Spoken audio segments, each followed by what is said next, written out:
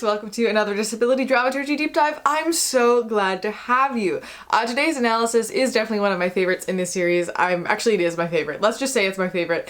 I'm really excited to share it with you, not just because of like my personal connection to this piece, which we're going to talk about later, and having the chance to revisit and actively critique my own undergraduate thesis, but also because there are so many different discussions around disability representation and media creation that this video is going to cover that I find really interesting. And we're also going to be drawing on and pulling together the threads of dozens of academic opinions on this piece, which is super exciting and cool and a very rare thing for me to get to do in this channel because academic stuff tends to be few and far between for various shows that I analyze. But all of which to say, I expect this video to be very long. It is the longest script I have ever written, so please make sure to grab a snack, grab a fidget toy, get comfy. We're gonna be here a while. Also, if you're new here, hi there, hello. I'm Sydney, my pronouns are they, them. I'm an actor, dramaturg, and educator with a specific research focus on accessible education, minority media analysis, and accessible theater. This is a series where we break down shows that explicitly and or implicitly involve disability to academically demonstrate that disabled stories have always been a part of the media canon and always will be, work on our critical thinking and media analysis skills, and talk about ways to more ethically stage and talk about these shows, always with a cool, that happened. Now what? A mindset that does not point fingers, but instead lovingly pushes the industry forward and unpacks the fundamentally flawed system on which it was built. I have a playlist of all of the other theater deep dives that I have done, which is many. I will link that in the description for you if you want to learn about other shows. Also, while you're there, you can find my excessively long source list for this video, the link to my Patreon if you want to support me and get early access to what I'm up to. And I believe the like and subscribe buttons, as well as the comment section, also exist down there. So do what you will with that information. Also for friends who may need it, sorry for all the housekeeping, we're almost done. I am a white young person with light brown shoulder length curly hair. I'm wearing a black NASA t-shirt with a light blue zip up hoodie on top, which probably won't stay on for very long because I'm gonna get warm, and I'm sitting in front of a plain wall that has green leaves on it. Now before we dive in, I want to point out that there's a sort of, I don't want to say trend, but we're gonna go with trend to sort of hate on Curious Incident and moan and groan about it every time the name comes up. And I found a lot of blogs and threads and online discussions from autistic folks specifically hating on this book, show, and or on Mark Haddon himself that were mostly critiquing the reception or the overall use of the work rather than the work itself, and then blaming the work for how it has been used.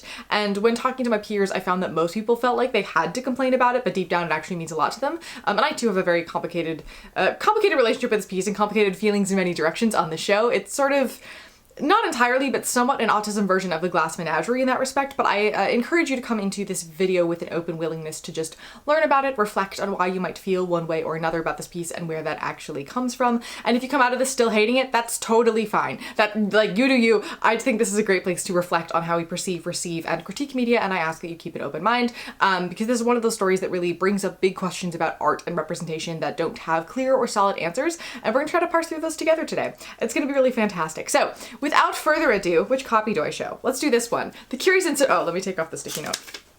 The Curious Incident of the Dog of the Nighttime. This book, written by Mark Haddon, was first published on the 1st of May in 2003. I'm already too warm for the sweatshirt. We're not committing to this. I'm so sorry. I tried. This is a very thick sweatshirt. I adore it, but no.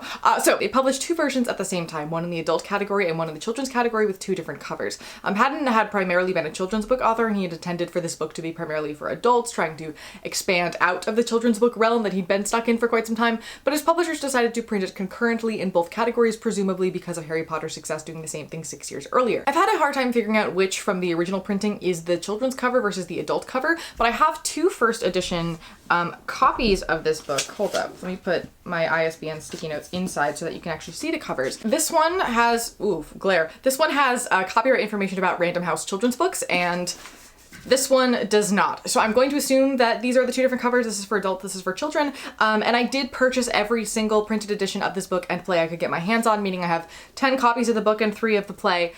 There's a research reason for that. We're gonna get to that in a bit. So Curious was a huge hit, selling over 10 million copies, getting translated into 36 languages, and the film rights are very quickly purchased, though the film has yet to be made. I anticipate the movie likely won't be made at this point, given how often creatives have talked about this being an inherently unadaptable work, and I'd honestly prefer if it just stays as a play, but who knows where that's going. The title refers to the Sherlock Holmes story, The Adventure of Silver Blaze, where the Curious Incident of the Dog in the Nighttime is mentioned to refer to the fact that during the murder, the dog did not make any noise, pointing to the fact that the murderer might not have been a stranger to this This Dog. The book is also on the American Library Association's list of most banned and challenged books, primarily due to its profane language. There's been many a think piece about why Curious was so successful, beyond the fact that like it's a good book, and everybody has their various opinions, but it seems to come down to kind of two things. The first is genre, most notably that this book was marketed for both adults and for children, but also that the book begins as a murder mystery and then turns into a coming-of-age odyssey tied together with classic family drama, and also it happens to center a very unique kind of narrative voice, which makes it easy to recommend because it covers a lot of ground and it fits into a lot of categories. It's also one of the rare books that is multimodal, using maps and diagrams and pictures and drawings in the text that are inherently a part of the story and the storytelling as much as the words are, which is really interesting and different. The second is the autism of it all. This was not the first book to talk explicitly, or I guess not explicitly because the text never actually uses the word autism, we'll get to that later, but it used to be in the blurb on the... I'm going to show it to you. Haha, I have all the copies. Where is it? It used to be in the blurb on the inside cover of the books. This was not the first book to talk about autism, but with the exception of Temple Grandin's 1995 Thinking in Pictures, Flowers for Algernon, which was nearly 45 years at this point, and Faulkner's The Sound and the Fury, which is nearly 75 years old at this point, this was really the first mainstream book from an autistic's point of view. Also, Thinking in Pictures is nonfiction, and Flowers and Faulkner are both intended to be intellectual disability, but can be read as somewhat autistic for different reasons, making Curious a particularly unique work for its time. And its publication, both as a children's and an adult's piece of media, gave it a wide reach very quickly. 2003 was also right in the middle of the huge MMR vaccines cause autism scare that I made a video about a few months ago, I will link above, which started in the UK before spreading around the world. So autism and Asperger's were already at the forefront of public consciousness to some degree. They were also being diagnosed significantly more than before, primarily because Asperger syndrome was added to the ICD in 1992 and the DSM in 1994, expanding the diagnostic criteria for autism, which therefore expanded the amount of people able to be diagnosed and led to more people wanting to learn about it. And a fiction book that also happens to just be a genuinely engaging read was the perfect candidate to fill in all of these gaps, making Curious Incident, completely unintentionally, the sort of humanistic and empathetic view of autism in media that had not existed on this scale beforehand and was particularly needed at this time and place in history. Curious became a play in 2012 after a one-week workshop 4 years prior, premiering at the National Theatre in August of that year in their Theatre in the Round. This version would be professionally filmed for National Theatre Live, so I had the chance to watch it, and then that version transferred to the Apollo Theatre on the West End in March of 2013, winning the most Oliviers ever won for any play before Cursed Child came along afterwards, winning for Best New Play, Marianne Elliott winning for Best Director, Luke Treadaway for Best Actor, Nicola Walker, who played Judy, for Best Actress in a Supporting Role, and then they also won for Sound Design, Lighting Design, Set Design, and were nominated for choreography.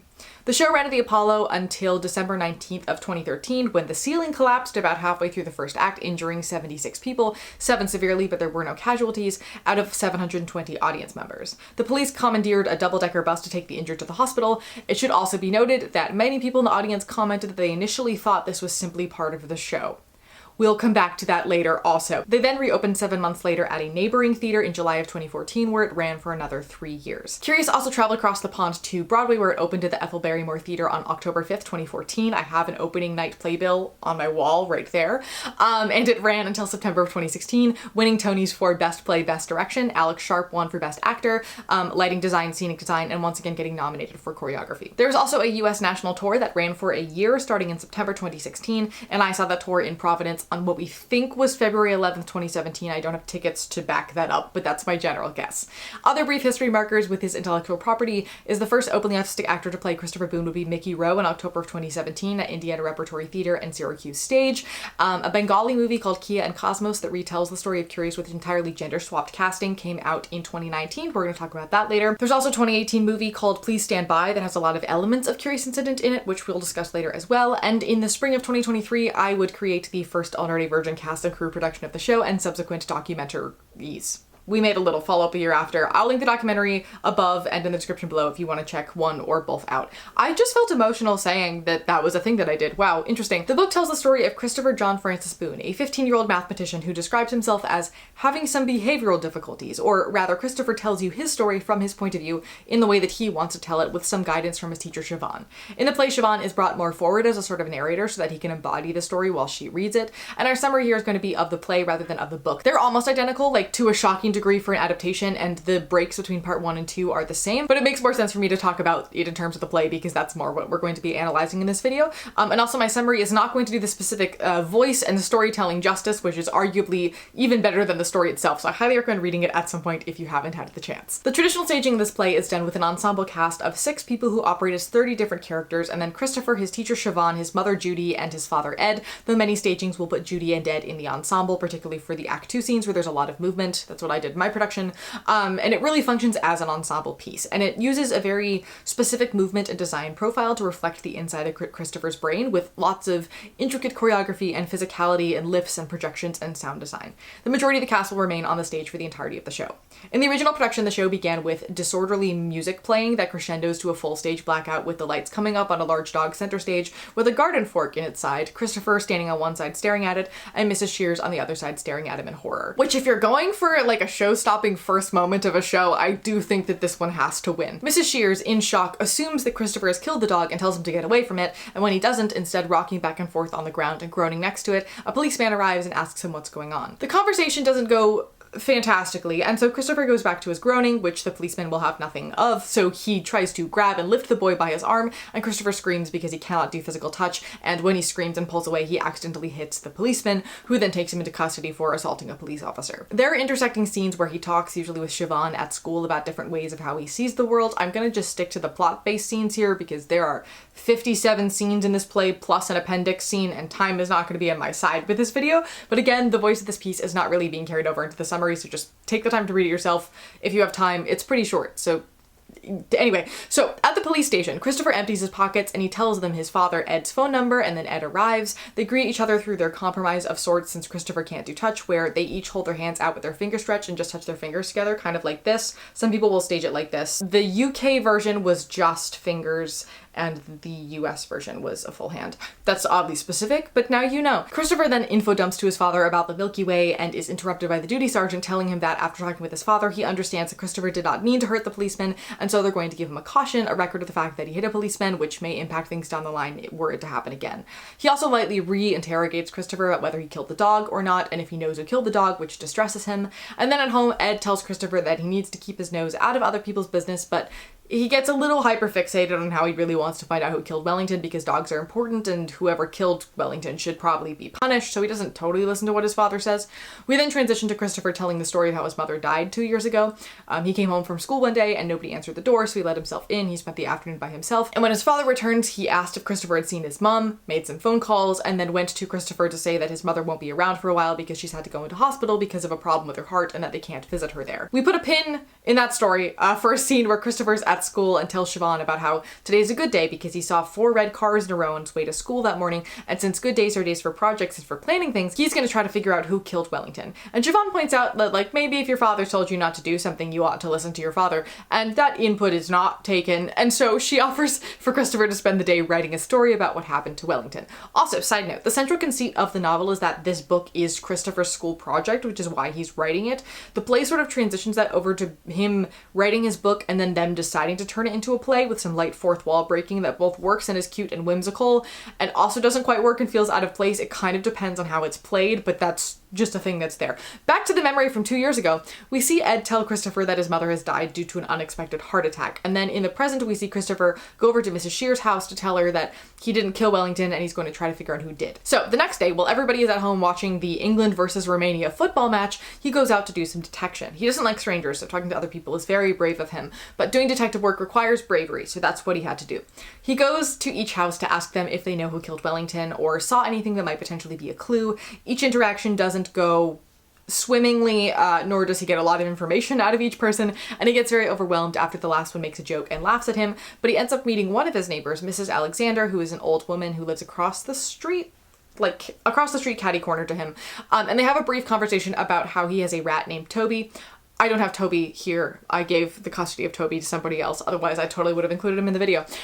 She offers for Christopher to come in for tea, but he refuses, saying that he doesn't go into other people's houses, so she offers to bring out orange squash and some biscuits, but then she takes a while and he worries that perhaps she might be calling the police on him again, so he decides to leave. At school, he tries to deduce with Siobhan why somebody might want to kill a dog, since that might be a clue as to who did it. He deduces that it was likely somebody known to Mrs. Shears and Wellington, since that's statistically the most likely, and that it would probably be somebody who wanted to make Mrs. Shears sad, and Mr. Shears divorced Mrs. Shears some time ago and left to live somewhere else, so he might want to make her sad, so he is the prime suspect.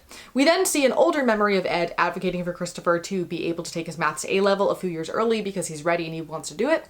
And then Christopher arrives home from his detecting to find his father very angry about Christopher snooping around Mrs. Shears' garden. Christopher tells Ed that he thinks perhaps Mr. Shears killed Wellington, to which Ed yells, "I will not have that man's name mentioned in my house, that man is evil," which makes Christopher very excited that perhaps he has a lead in his mystery. But Ed makes him promise that he's not going to go talk to Mrs. Shears about who killed the dog, he's not going to ask anybody about who killed the dog, he's not going to go trespassing in other people's gardens, and he's going to stop this ridiculous bloody detective game. Christopher responds to this by completely dissociating into a daydream about how he would make a very good astronaut and all the things he would like about being an astronaut. This is the monologue that you've heard before if you know anything about this play. The original creative team affectionately called it Astro Boy, which is also the name of the song that plays during the scene. When I refer to the scene going forward, I will call it the Astro Boy scene. The next day at school, Christopher tells Siobhan that his book is finished because father said that he can't do detective work anymore, but it's not a proper book because the mystery is never solved and continues to wonder if Mr. Shears was the one who did it. And again, Siobhan points out that maybe you should do what your father tells you to do, but he doesn't really respond to that again. And later in the street, he runs into Mrs. Alexander again, and they talk about how he likes maths and how he's taking his A-level next month, the first person at his school to do it because it's a special school and all the other children there are stupid, except he's not allowed to call them that. And then he decides to ask her about Mr. Shears, and she lets it slip that he should know why his father doesn't like Mr. Shears very much. At which point she realizes that Christopher does not know that, actually, and she has to be the one to tell him. So we learn that before Mother died, she and Mr. Shears were having an affair, and that is why he left Mrs. Shears. The next day, Christopher tells Siobhan about this at school and says that he's not sad or upset because Mother is dead, so it doesn't make sense to be sad about something that isn't real, but it's pretty clear that he's at least a little bit unsettled by this information that he has gained. And then he tells Siobhan about a happy memory that he has of his mother when, in 2008, they went to a beach in Cornwall, and she was swimming, and she was smoking menthol cigarettes. And while we're seeing this memory happen, this is the first time that we get to actually see Judy. We also see Ed reading Christopher's book that he had found, and thus learning that Christopher knows about the affair. So when Christopher comes home from school, he finds his father, livid, who confronts him about breaking the promise about not doing any more detective work, which technically Christopher never made that promise. He dissociated out of the conversation in talking to Mrs. Alexander about all of this. Ed then throws his book and yells at Christopher, eventually grabbing him by the arm, leading Christopher to freak out because he's being touched and he can't do touch, and they end up getting in a huge physical fight that ends up with Ed slapping Christopher across the face hard enough that he knocks out. Ed walks out to get rid of the book and grab a drink, and upon returning apologizes and says that he loves Christopher very much and just worries about him getting into trouble and getting hurt. Also, quick pause, this scene in the book is the day after the hit. He brings him to the zoo and tells him this at the zoo, which is just such an interesting emotional...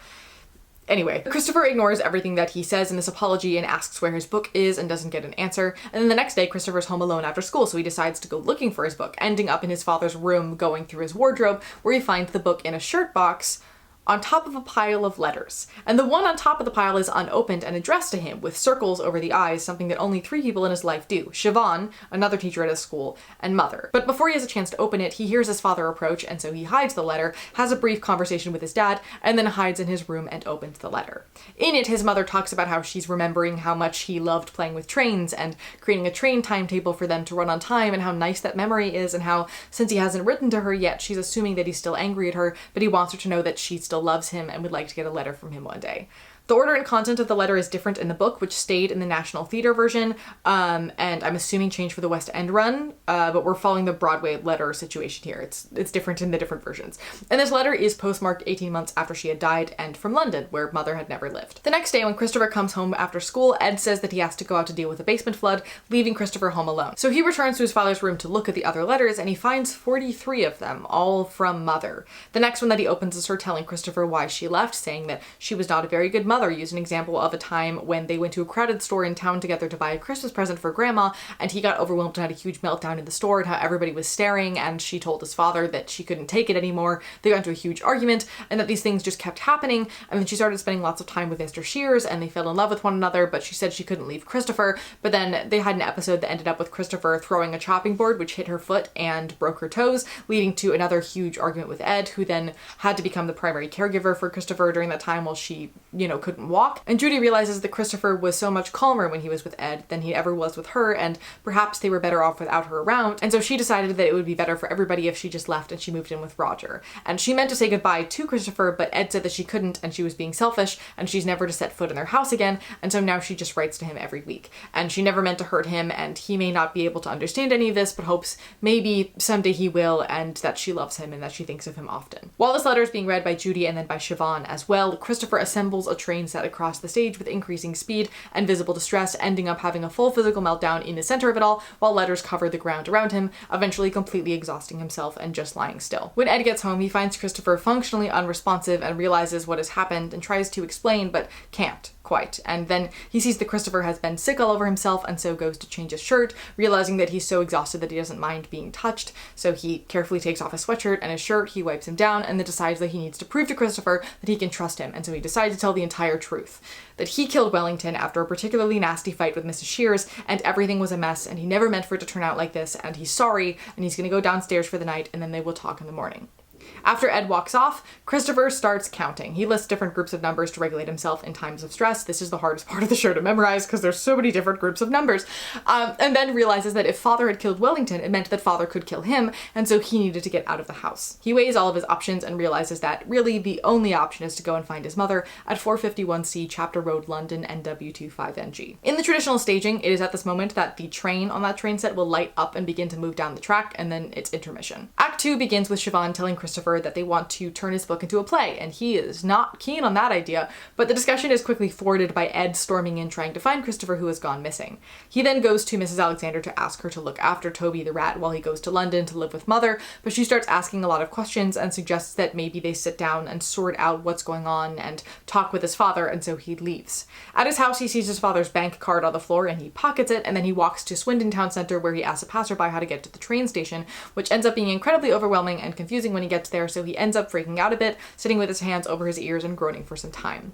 A policeman approaches and asks what's going on, helping him to get the money with the bank card and purchase a ticket to London, and carefully and methodically he makes his way to the train. But just after he gets on the train, the policeman reappears and says that they have his father at the police station and they're going to bring him there to try to figure out what's going on. While Christopher and the policeman are interacting, the train lurches to a start, and so they sit down with the intention of getting off at the next stop to take him to that station. And while the train goes, he talks about how he sees everything, unlike everybody else who doesn't look at everything, listing all the different things that he sees in the fields while the train is going through the countryside, and getting progressively more and more distressed. He is snapped back to reality by the policeman pointing out that he's wetting himself and tells him to go to the toilet on the train, which he didn't know there were toilets on trains, but he goes and he finds that toilet and he figures it out, and then still panicking, he decides to climb up into the luggage rack and hide behind some bags where he remains until the train stops and doesn't move again, so he assumes he is in London and gets off. The platform is just as, if not more, overwhelming than the Swindon station, but he is able to get himself to the information booth to ask how to get to his mother's house, and the clerk tells him to take the tube, which is located by the big staircase with the escalators.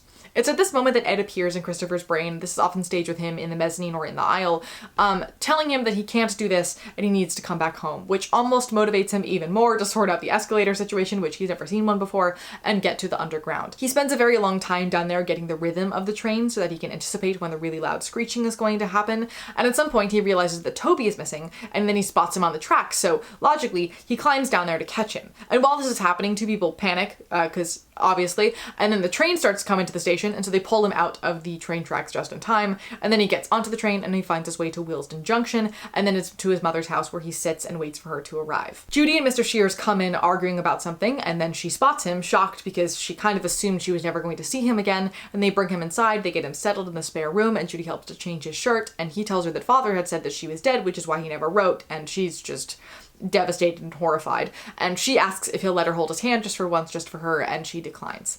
Later that night, a policeman arrives saying that he needs to speak to Christopher, and they all agree that he can stay there for now, and if Ed arrives to cause trouble, they will ring the police. So when Ed appears and a huge fight between Judy and Ed and Mr. Shears breaks out, and then he pushes in to talk to Christopher and to try to apologize, a policeman arrives to take Ed away.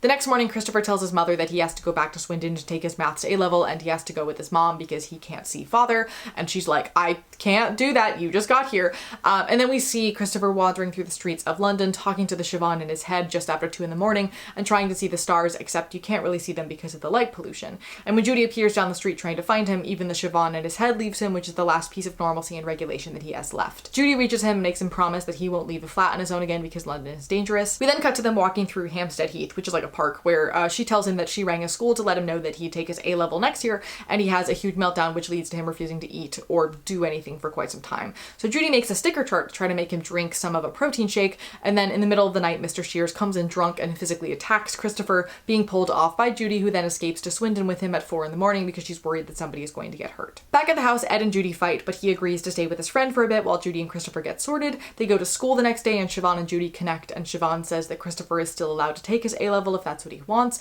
which he does, but then his brain isn't working quite well, and so he can't read the questions and begins to panic. But after regulating himself and doing lots of counting, again the numbers, he tries again. He then wants to tell the audience how he solved this particular question, since it's his favorite question, but Siobhan says that nobody would want to hear the answer to a math question in a play, so they compromise that he's allowed to tell everybody about it after the curtain call. Christopher tells Siobhan about how he doesn't like his new flat very well at all, and Toby died, and he doesn't like waiting for his A-level result, and he has to spend nearly 2 hours at father's house every day after school before his mother gets off of work, and he hides in his room with his bed shoved up against the door so that father can't come in, and he asks Siobhan if he's allowed to come live with her, but she says no, obviously. And then we see Ed and Judy approach Christopher, who refuses to talk to his father, but Ed promises with a kitchen timer that it will just be for 5 minutes, and he says that things can't go on like this between them, and that he has to learn to trust him even if it takes a really long time, because it's important. And so they're going to make it a project, and they're going to work on it together, and it's going to be hard, but it's going to get better. And then he got a present for him to help with this project, and the present is a 2-month-old golden retriever puppy who Christopher named Sandy, who will live there so Christopher can come over to visit the dog whenever he likes. The A-level result finally comes in. He's gotten an A star. Shocking and surprising.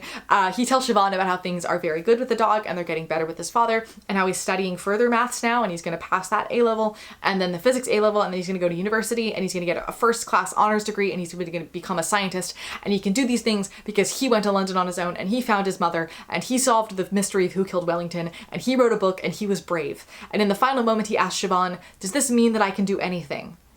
And she doesn't respond. And that's the end of the show. After Bows is the maths appendix, as promised, where Christopher comes out of the stage via toaster lift with smoke and a fancy microphone and every single possible fancy design thing available to him to tell the audience about how he solved the problem, show that a triangle with sides that can be written in the form n squared plus 1, n squared minus 1, and 2n, where n is bigger than 1, is right angled. A very satisfying math problem, for the record. I'm a huge fan of it. It's basically just a proof for the Pythagorean theorem. And then he ends with confetti, and that actually ends the show. And I have so many parts of this story that are my favorite for various reasons, but on stage, the maths appendix is my favorite part because there was something about seeing an entire theater full of people completely listening to an autistic info dump about something as objectively, lovingly boring as maths, and being completely locked in and cheering for him and rooting for him, that just makes me weepy and emotional every single time that I see it or perform it, honestly. And there are things to critique and to criticize with the show, for sure. We're gonna get there in a hot second, but just that 5 or so minutes in and of itself is just objectively completely revolutionary. Now, my one main critique of the book that also carries over to the play to some degree is that it starts out a bit aggressive with its Christopher is different, and this is how he thinks differently, which makes him different. This is a really common issue with autistic stories in general, particularly ones that never explicitly use the word autism, because the first few chapters are where you meet a main character and learn what makes them tick, what makes them interesting. And when you're deliberately crafting somebody to have a different voice and want to make that clear to an audience quickly, it can sometimes come across as a bit overstated. But once the plot starts to really take shape, the characterization of him relaxes and lets you settle into the story itself, and with the exception of a few "this is what makes my brain different" moments that like pop up in later chapters, you as a reader no longer think about him as incredibly different either, which is part of what makes his narrative so interesting and likely heavily contributed to the book's success. So persuasive and so effective is the construction of Christopher. Not only is he a character you're rooting for, he's also the character in the story you understand the best. It's startling how believably and comfortably this story puts you into what you might have thought were likely to be some pretty alien shoes. By having him as a narrator and also never describing what he looks like, you inevitably have to get into his head and see what you have in common with him in a way that makes you begin to really understand and relate to his different way of seeing the world to some degree. And it is for this reason that Mark Haddon and many others saw Curious as a fundamentally unadaptable work, primarily because of how squarely it sits in Christopher's perspective. Theater as a medium is inherently in the third person, and film can teeter between the two, but even if you try try to make it primarily first person, it always ends up being a bit more spectatory in a way that a book just can't be.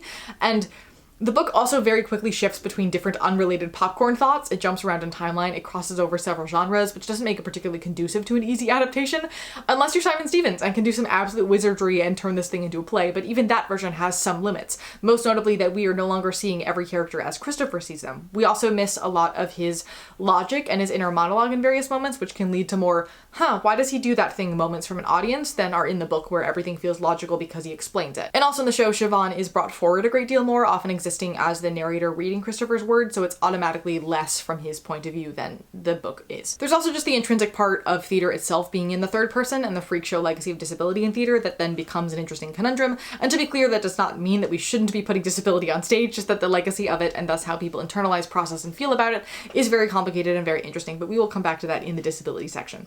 Now, I had the chance to see two different versions of this production, as I said earlier, the original 2012 UK version with Luke Treadaway as Christopher at the National Theatre in the Round, and the filmed version of the 2015 Broadway production in a proscenium theater with Alex Sharp as Christopher. And the first thing that I noticed in the UK version is how much easier it is to avoid eye contact with characters when you're in the round, because he could angle his body away from people without having his back to the audience, because the audience was everywhere. But I will also note that both he and Alex had a lot of moments where they looked at people's faces without looking at their eyes, which actually played really well in a way that I did not think would be noticeable to an audience, and we spent a lot of time figuring out what that physicality would look like to make an audience seem like he never even tries to make eye contact in my production, that I realized we didn't actually need to do from watching them do it. But like often they would stare at somebody's face and then the person would turn toward them to make eye contact and then they would look away, which worked really well. Siobhan seemed to be the only one on that stage who did not treat Christopher like a ticking time bomb, which I really loved. I also loved how every character, particularly in the detecting scene, was very unique and odd and had clear quirks that made them as weird as Christopher, just in their own way. And I think that carried over the destabilizing, like, I know I'm weird, but also so is everybody else, so why am I singled out as weird vibe from the book very nicely. They also utilized floor time really well in a way that they couldn't when it moved to the proscenium. The show also has been always deliberate in messing with perspective and planar surfaces, and they did that in a really cool way here. I liked that Christopher did impressions of the various characters saying things when he repeated their words back to them. It was very whimsical. I was a huge fan of that. One of my favorite depth moments is the two moments where Christopher's parents change his clothes, because for Ed, he realizes that like Christopher is completely unresponsive to touch in this moment and that he's sort of backwards hugging him, and so he just takes a moment, despite the fact that his son is covered in sick, to just hold his son in a way that he has never been able to before and never expected to be able to, which with the added knowledge in this moment that everything he has built is crumbling down around him is just incredibly impactful. And then Judy, when she's changing him in Act 2, you see her really look at him and realize how much he has changed over the past 2 years and want to reach out and touch him, but know that she can't. And it's also insinuated that he cannot change at least his shirt and shoes by himself, so it's likely that she and Ed were changing his clothes every single day for the 13 years before she left, which packs an extra punch there.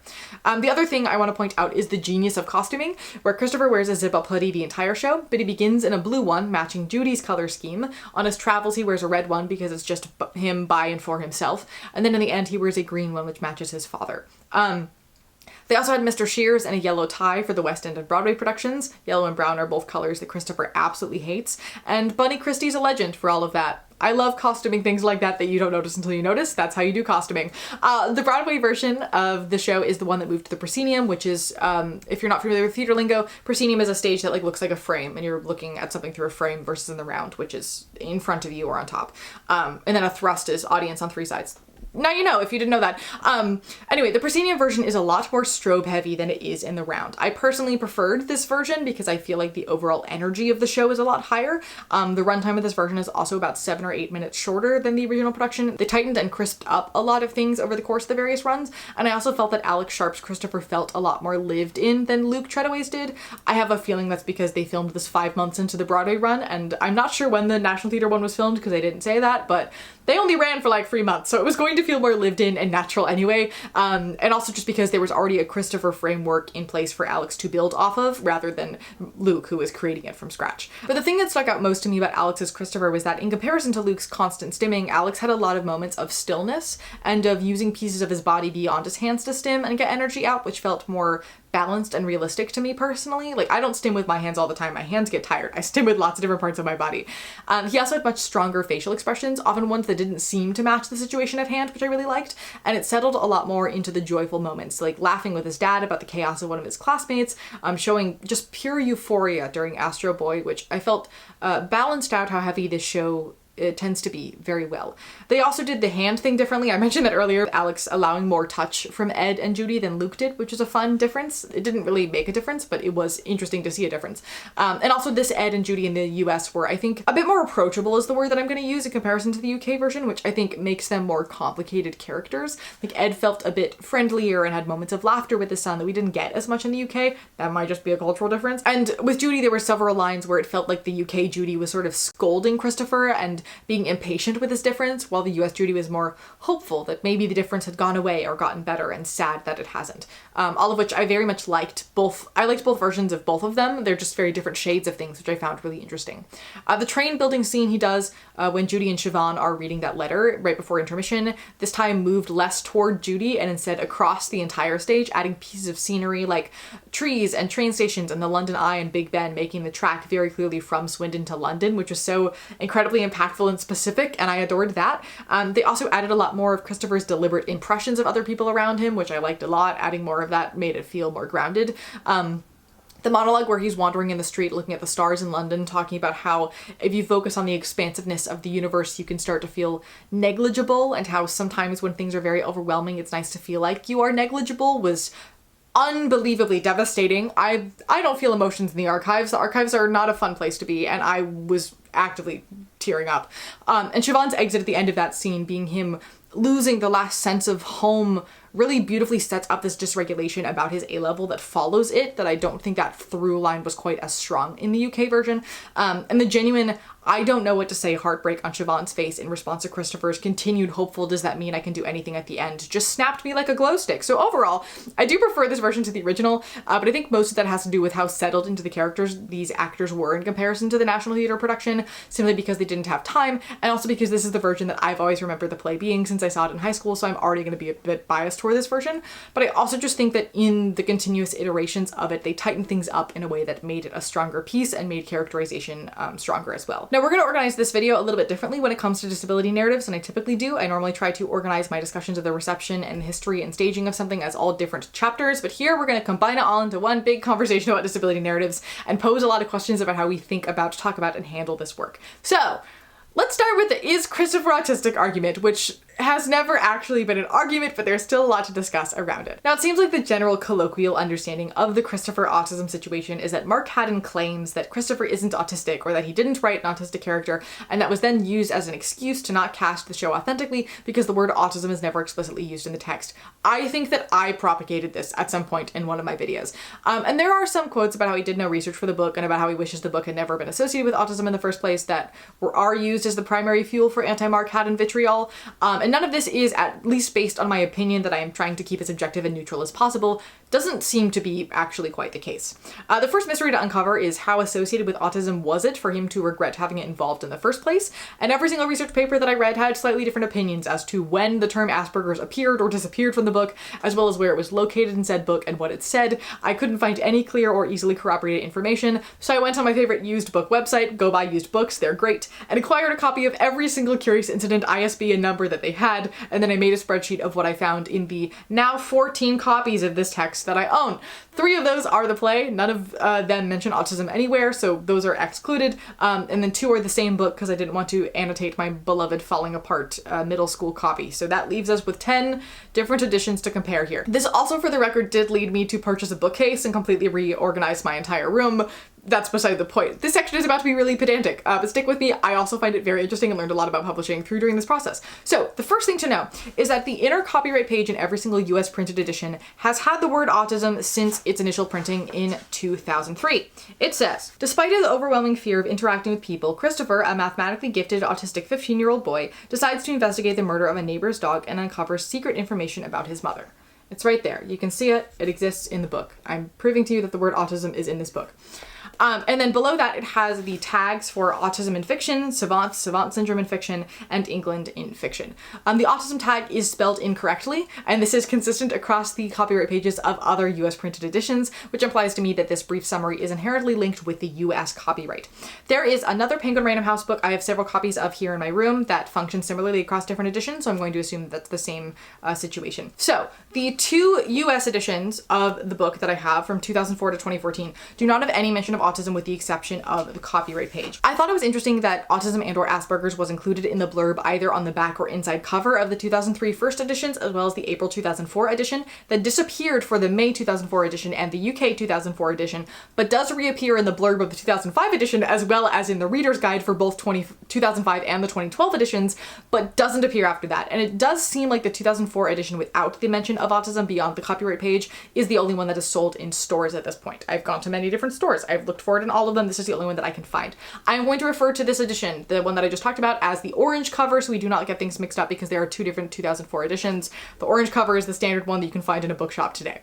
But even then, the autism language has not been removed beyond the necessary copyright page, because the Penguin Random House website currently says, national bestseller, a modern classic, both poignant and funny, about a boy with autism who sets out to solve the murder of a neighbor's dog and discovers unexpected truths about himself and the world, at the top of the About section. And the Q&A at the bottom of the page with Haddon talks about it a bit. Now, the original blurb in the original copy says, the dog was lying on the grass in the middle of the lawn in front of Mrs. Shear's house. It looked as if it was running on its side, the way dogs run when they think they're chasing a cat in a dream, but the dog was not running or asleep. The dog was dead. There was a garden fork sticking out of the dog.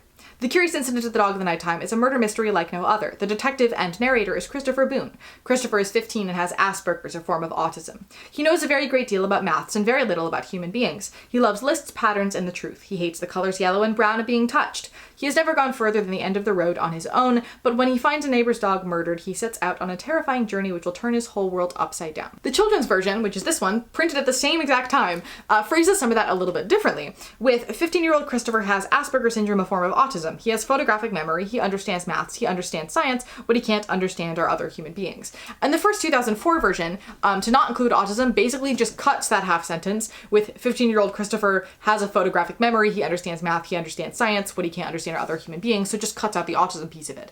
This blurb was then rewritten entirely, though it contains much of the same information and vibe, for the orange edition.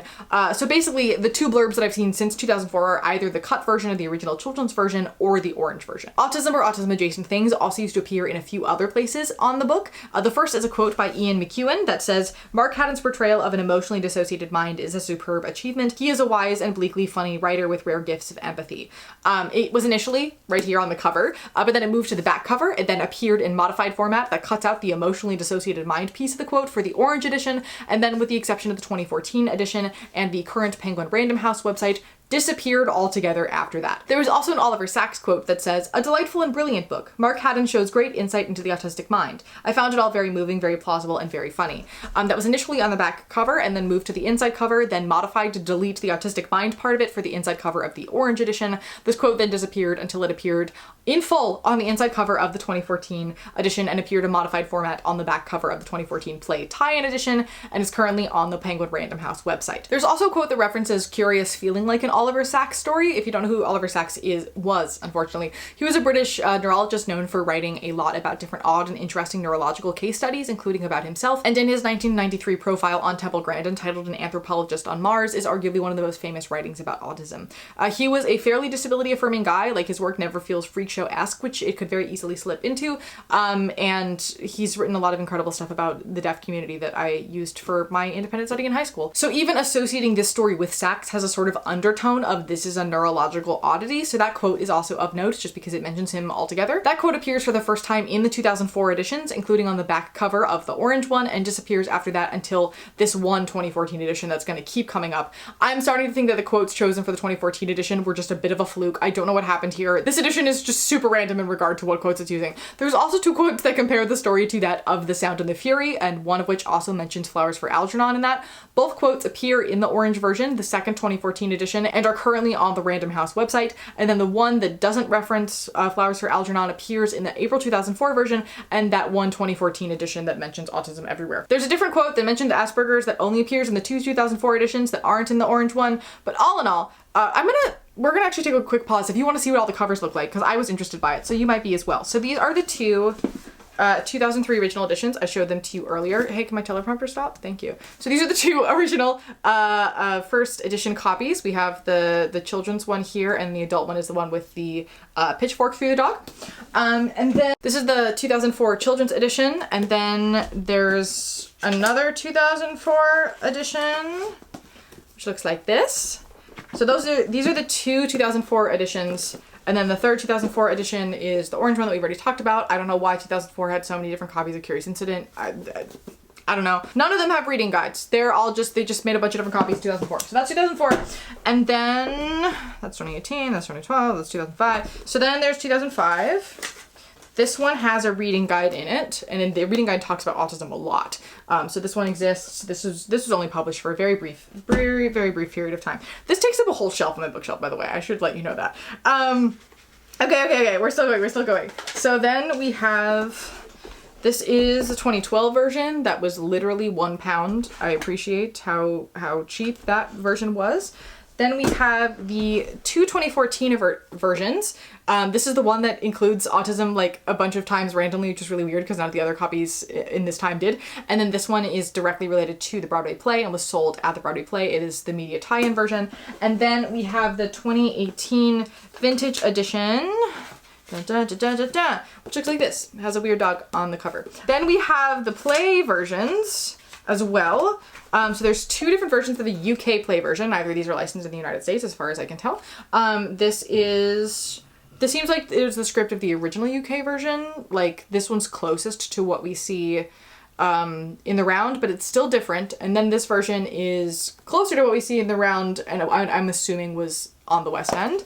And then this version is my script from forever ago, that I just have this the playbill as the cover, but this is the dramatist play version, play service version, which is the one that's licensed in the United States, which is the Broadway production of it. I think it's also the one that's licensed in the UK, and it's just the standard version at this point because it was the next iteration, but I could be wrong about that. I also don't know if they changed the West End staging or like the West End script to accommodate the changes made for Broadway, or if the changes made for Broadway were actually made for the West End. I don't have any information on that. I don't think, as far as I can tell, that the West End has an archive like we do in the US, so I wasn't able to see that version of the production. Even if I did and it was there, I'm not flying over there to find it. Anyway, that is a super long side quest that you didn't need to know about, but now you do. All in all, if we are including the reader's guide and not including the copyright page, the word Asperger's or autism appears in 6 of the 10 editions. All of them except 2 2004 ones from original 2003 publication to 2012, appearing solely via the Oliver Sacks quote 2014, and then disappearing again for the other 2014, 2015, and 2018 editions.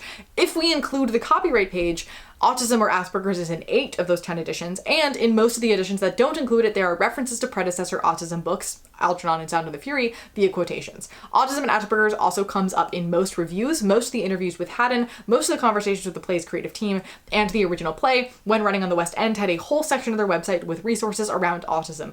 So it's not like anybody is trying to completely scrub this from the record as being an association, nor has anybody ever directly denied it. We're going to get into how the play talked about autism a little bit later, but all in all, I get more of an impression that Asperger's was used initially as a marketing tool. They realized that was making people use it as an educational guide, which was never the intention of the piece, and thus left the association since it's part of what the book is known for to some degree, but moved it to where it would possibly be less prominent or more vague about it so that the text could be marketed differently and spoken about differently. And I don't actually necessarily disagree with that choice. I probably would have done the same thing if I were in their position. Marketing tends to just kind of be throwing spaghetti at the wall to see what sticks, and if the wrong thing sticks, you frantically try to pivot to a different thing as best you can, and that seems to be the pattern that the data are showing here based on the giant pile of books I just showed you. But I don't work in publishing, so this may just be conjecture. If you know more about that than I do, please let me know in the comments. Now, the next thing to tackle is the 2 Mark Haddon quotes that usually appear out of context that we will read within their context and try to look at objectively. The first is a 2009 blog post on his website that reads, "Unsurprisingly, I'm often asked to talk about Asperger's and autism or to become involved with organizations who work on behalf of people with Asperger's and autism, many of whom do wonderful work, but I always decline for 2 reasons. 1, I know very little about the subject. I did no research for Curious Incident other than photographing the interiors of Swindon and Paddington stations. I'd read Oliver Sacks' essay about Temple Grandin and a handful of newspaper and magazine articles about or by people with Asperger's and autism. I deliberately didn't add to the list. Imagination always trumps research. I thought that if I could make Christopher real to me, then he would be real to readers. I gave him some rules to live by and some character traits and opinions, all of which I borrowed from people I know, none of whom would be labeled as having a disability, and judging by the reaction, it seems to have worked. 2. Curious Incident is not a book about Asperger's. It's a novel whose central character describes himself as a mathematician with some behavioral difficulties. Indeed, he never uses the word Asperger's or autism. I slightly regret the fact that the word Asperger's was used on the cover. If anything, it's a novel about difference, about being an outsider, about seeing the world in a surprising and revealing way. It's as much a novel about us as it is about Christopher. Labels say nothing about a person. They say only how the rest of us categorize that person. Good literature is always about peeling labels off, and treating real people with dignity is always about peeling the labels off. A diagnosis may lead to practical help, but genuinely understanding another human being involves talking and listening to them and finding out what makes them an individual, not what makes them part of a group. I passionately believe this, and I've said it repeatedly in many different forms.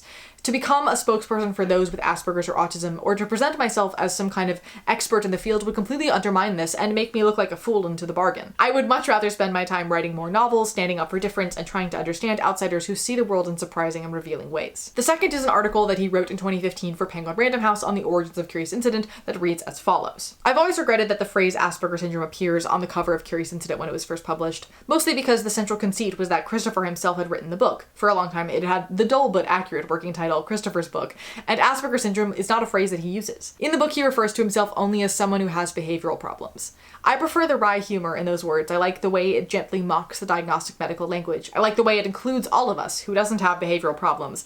But I like it most of all because it is Christopher's own phrase. Labels tell us very little about the person who has been labeled and a lot about the people doing the labeling. If you want to find out who someone is, just ask them. In the early 80s, I spent several months working at an adult training center in North London. There was a great deal of discussion at the time about the language used to describe people who had what were coming to be known as learning difficulties, but were more widely known as mental handicaps. The adults who attended the center 9 to 5, Monday to Friday, were known as trainees, despite the fact that they were trained to do very little, so the staff were keen to replace the word. When asked for his opinion, a middle-aged trainee called Clive said dryly, "I think we should be called the obedient dogs." His suggestion comes back to me every time I hear well-intentioned people searching for the appropriate PC language.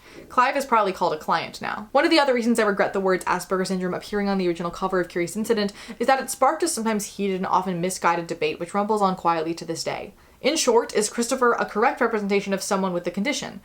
The assumption being that there is indeed a correct representation of someone with the condition. I think it is indicative of the way we think about people we label disabled that we can even ask this question. We would never ask if a character in a novel was a correct representation of a cellist or a lesbian or an archbishop. There is no such thing. And the same is true for people who are given the label disabled.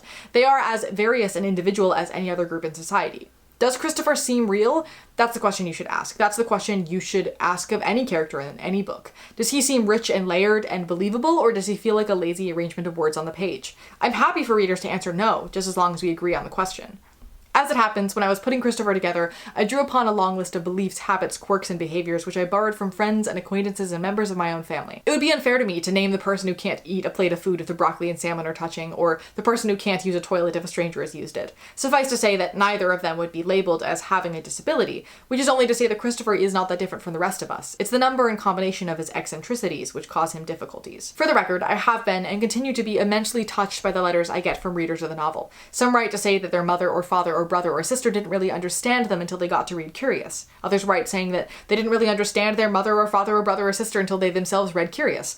Most, of course, write to me to disagree with Christopher's explanation of the Monty Hall problem, though it makes me sad, too, that it took a work of fiction to open a door you would hope people could have opened themselves with persistence and a little imagination. For the record, I'm also hugely flattered that the book has become a set text for school children around the world. What writer doesn't want more and more readers reading their work more closely? But I'm a little uneasy when, as occasionally happens, it's used as a textbook and handed to policemen or social workers to give them some insight into the behavior of people they might come across in their professional lives.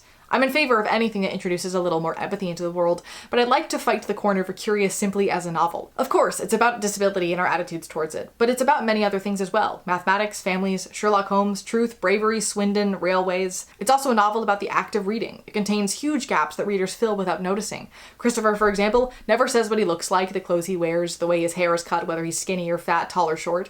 In spite of this, most readers have a vivid image of him, and this, I suspect, is one of the many reasons why so many of them feel a peculiar sense of ownership about the book, for when they close the final page, they have had an experience which is, to a large extent, of their own making. If I was being contentious, I might say that Curious is not really about Christopher at all. Christopher is an outsider, and novelists are drawn to outsiders of all kinds. Robinson Crusoe, Raskolnikov, Holden Caulfield, Jane Eyre and Benji Compson because they grant us a privileged position from which we are able to look back at ourselves.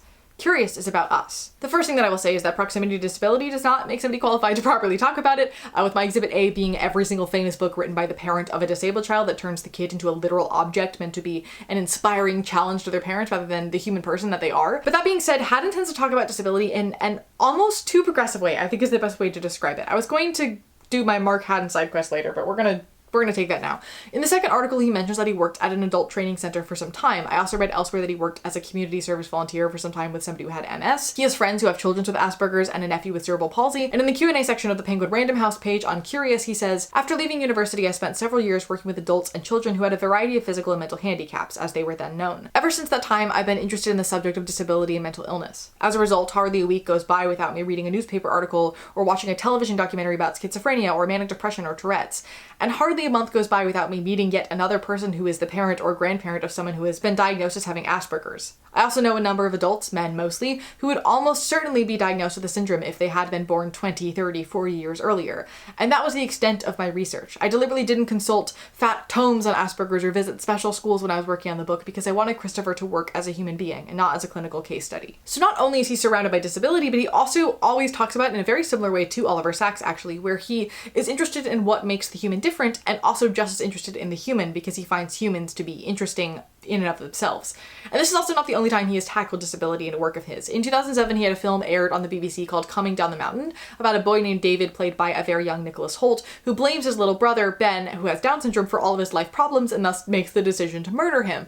And first of all, David's narrative voice has a lot in common with Christopher, which I found very interesting. I also read some of Haddon's other works, so it became very clear to me what was different about Christopher from Haddon's other characters and world building and whatnot, which also neutralized a lot of the critiques of his version of the autism voice that we're going to talk about shortly. But also this is a narrative where it could have easily slipped into a sort of Glass Child or Mercy Killing storyline, and instead it was more focused on how David has a completely warped and depressed teenage boy view of the world and is being completely unreasonable, and Ben is really the most rational and balanced and well-adjusted and a normal character in this story, and everything that David feels toward his brother is everything every big brother feels about his little brother. It just happens to be more complicated because Ben is disabled. So this is another case where the story at hand and the characters at hand are incredibly interesting. For this film, Haddon worked with the Down Syndrome Association and said, a lot of roles for people with disabilities are quite patronizing. It's a real pity when they are just used to give dull PC kudos to a drama, or when they're wheeled on in a tokenistic way without any real involvement in the plot. I wanted Ben to drive the story. 2/3 of the way through Coming Down the Mountain, he suddenly grabs the steering wheel and won't let go. Haddon also notes the burden of representation in that article, saying, if people like you are portrayed very rarely, then the expectation is that the character will represent all of you.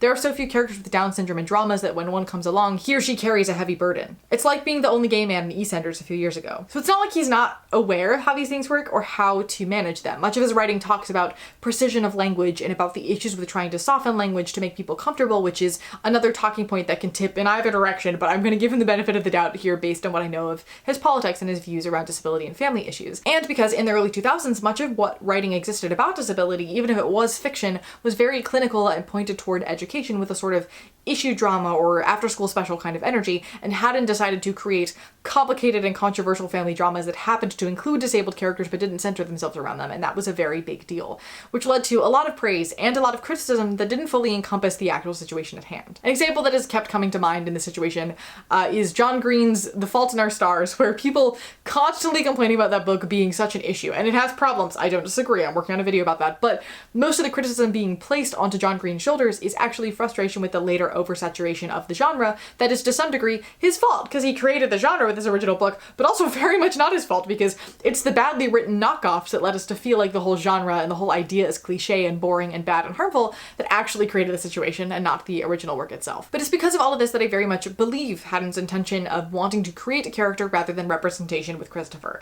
I think that idea is often used by people to cover up careless and irresponsible writing of disabled characters and sort of like blaming the reader for how they perceive the character rather than the writer for doing a bad job, but I simply don't see that as the case in any direction here. Some of his language around representation in those 2 articles is not my favorite, and that I don't think it's entirely fair to say that worries about proper representation of cellists is equivalent to worries about proper representation of lesbians or autistic people. But I think it's one of those places where he's almost too progressive, because I agree that there is no such thing as the correct or as wrong representation. The options are harmful versus authentic, and it's impossible to avoid stereotypes, so it is better to be conscious of what ones you're falling into and why, and good representation is inherently clinical and boring. But at the same time, I also don't think the solution to that is to not give any thought to it at all and just be like, yeah, I'm creating a person, that's what matters, because that's maybe not the smartest move, particularly with minority groups that have very complicated media legacies already. And to some degree saying, oh, I don't want this to be about minority identity, I just want it to be a story with minority people in it, automatically implies some lack of understanding as to the lived experience of people within that minority, because we don't get the choice to just be and push that section of ourselves out of the picture. It's a wonderfully noble idea, but it's also just not realistic to where the world currently is, and there's a bit of privilege in acting like if we all just think hard enough and differently enough, we can suddenly be there, you know? The other critique that I have of what he says here is that in the section where he talks about good literature being about peeling labels off in order to give people dignity, sort of implies that labels take away the dignity and individuality of people, when I don't think that those two things are mutually exclusive. And he also mentioned somewhere something in the vein of the labels we have put on people, or like people being told that they are disabled, which also isn't necessarily fair. I am disabled because I have say that I'm disabled. You're like, yes, legally I am as well. Other people, I guess, have also said that, but like that is a term that kind of comes from me, not necessarily from the world around me. And that's a complicated discussion for another day as well, but I just don't feel super fantastic about the idea of like, well, yeah, you have a label because other people are putting it onto you, rather than, no, this is liberatory for me. I have chosen this label for myself for various reasons, and I think that it's not super fair to assume that all labels are coming from an outside-in perspective. And while I would love a world where labels for things are not necessary because they can cause issues, they can also be really useful and helpful, and we're also just not in that world yet, and we're not going to be for a very long time. I think the closest thing I've ever seen to a world where that doesn't matter is in some queer spaces primarily populated by my age group and a bit younger, where gender and sexuality are completely fluid and nobody really asks, but even those are few and far between and usually super inaccessible to disability. So disability is definitely not there yet. And I see where he's coming from here with these ideas, and I like them as a concept, but I do not entirely agree with how it's phrased, nor do I think that we are there yet. But that being said, this idea that it's not Christopher's quirks themselves that makes him autistic, but the number and combination of his eccentricities which cause him difficulties is incredibly important, and what I think is most revolutionary about this book to begin with. Haddon talks in both of those articles about how the story is more about us than it is about Christopher, which again can be a bit of a linguistic red flag in the sense that saying a disabled person's story is there to teach us something about who we are is a tad dehumanizing and weird and a problem. But a huge focus of this book is on language and oddness and difference, and I think he does a particularly fantastic job of pointing out how truly strange all people are in ways that we don't tend to sit around and think about very often because we've just accepted it as normal, which Christopher doesn't. And I think the choice to not have Christopher ever use the word autism or Asperger's is one of the strengths of this particular text, in my opinion, because in taking his view of looking at the world out of the clinical setting, you often forget to look at it diagnostically and instead begin to look for where you connect with this character and where you agree with his view of looking at things that begins to queer the narrative of what normal actually is. And also, given the era, it's dramaturgically sound for him to not actually have ever been told he's autistic in the first place. So he may know he goes to a special school and that kids call him names and he has behavioral problems, but he may not even know the word in order to say it about himself to begin with. So that actually feels super realistic. I read this article called Normalcy, Knowledge, and Nature in Mark Haddon's The Curious Incident of the Dog in the Nighttime by Sarah Jaquette Ray that looked at Curious through a disability studies lens to conclude that the novel presents a liberatory model of disability, in part precisely because Christopher's disability is never named, raising the possibility that disability is in the eye of the reader, not the character himself. The author mentions that the strongest evidence that we have of Christopher's disability is the fact that he is at a special school and that the children around him are described in ways we would typically hear disabled people described. But even then, that is more a reflection of how society perceives Christopher than an ontological reality.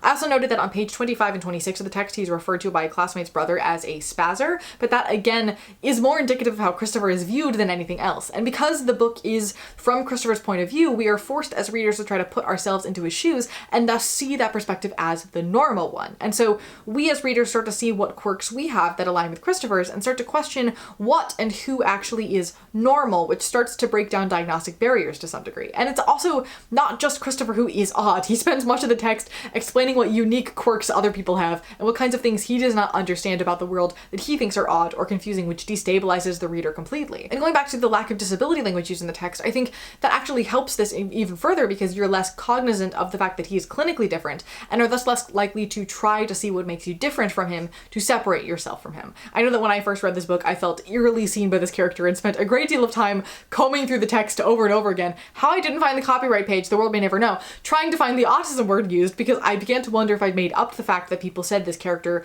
was autistic and this book was about an autistic kid, because if he was, I also had to be, because I had an unsettling amount of things in common with him, and I was greatly distressed trying to find that language because I was like, wait, no. Ray also notes that when disabled characters appear in media, they usually exist for an explicit narrative reason and don't get a chance to speak for themselves, often ending up either cured or killed, when in the story we hear directly from him. His difference is only plot important and that it makes things more interesting, but the story would still be interesting without it, honestly. It's never pathologized or tragic or sensationalist, and his difference is never resolved in the end, which makes this text, objectively, revolutionary. What then is strangely familiar about Christopher, combined with an inability to fix him, incites in the reader a less secure hold on what constitutes his or her own normality, and by extension, what might constitute a normal childhood or adolescence or adulthood. A 2005 review by Heather Lane Talley also notes, "What does it mean that Christopher never references himself as autistic, nor does any other character in the story, but that the book publishers felt it necessary to alert the reader and that reviewers seem obliged to label Christopher using diagnostic terminology? This move by non-disabled people to classify Christopher's experience exhibits a tendency to conceptualize disabilities using dominant cultural discourses.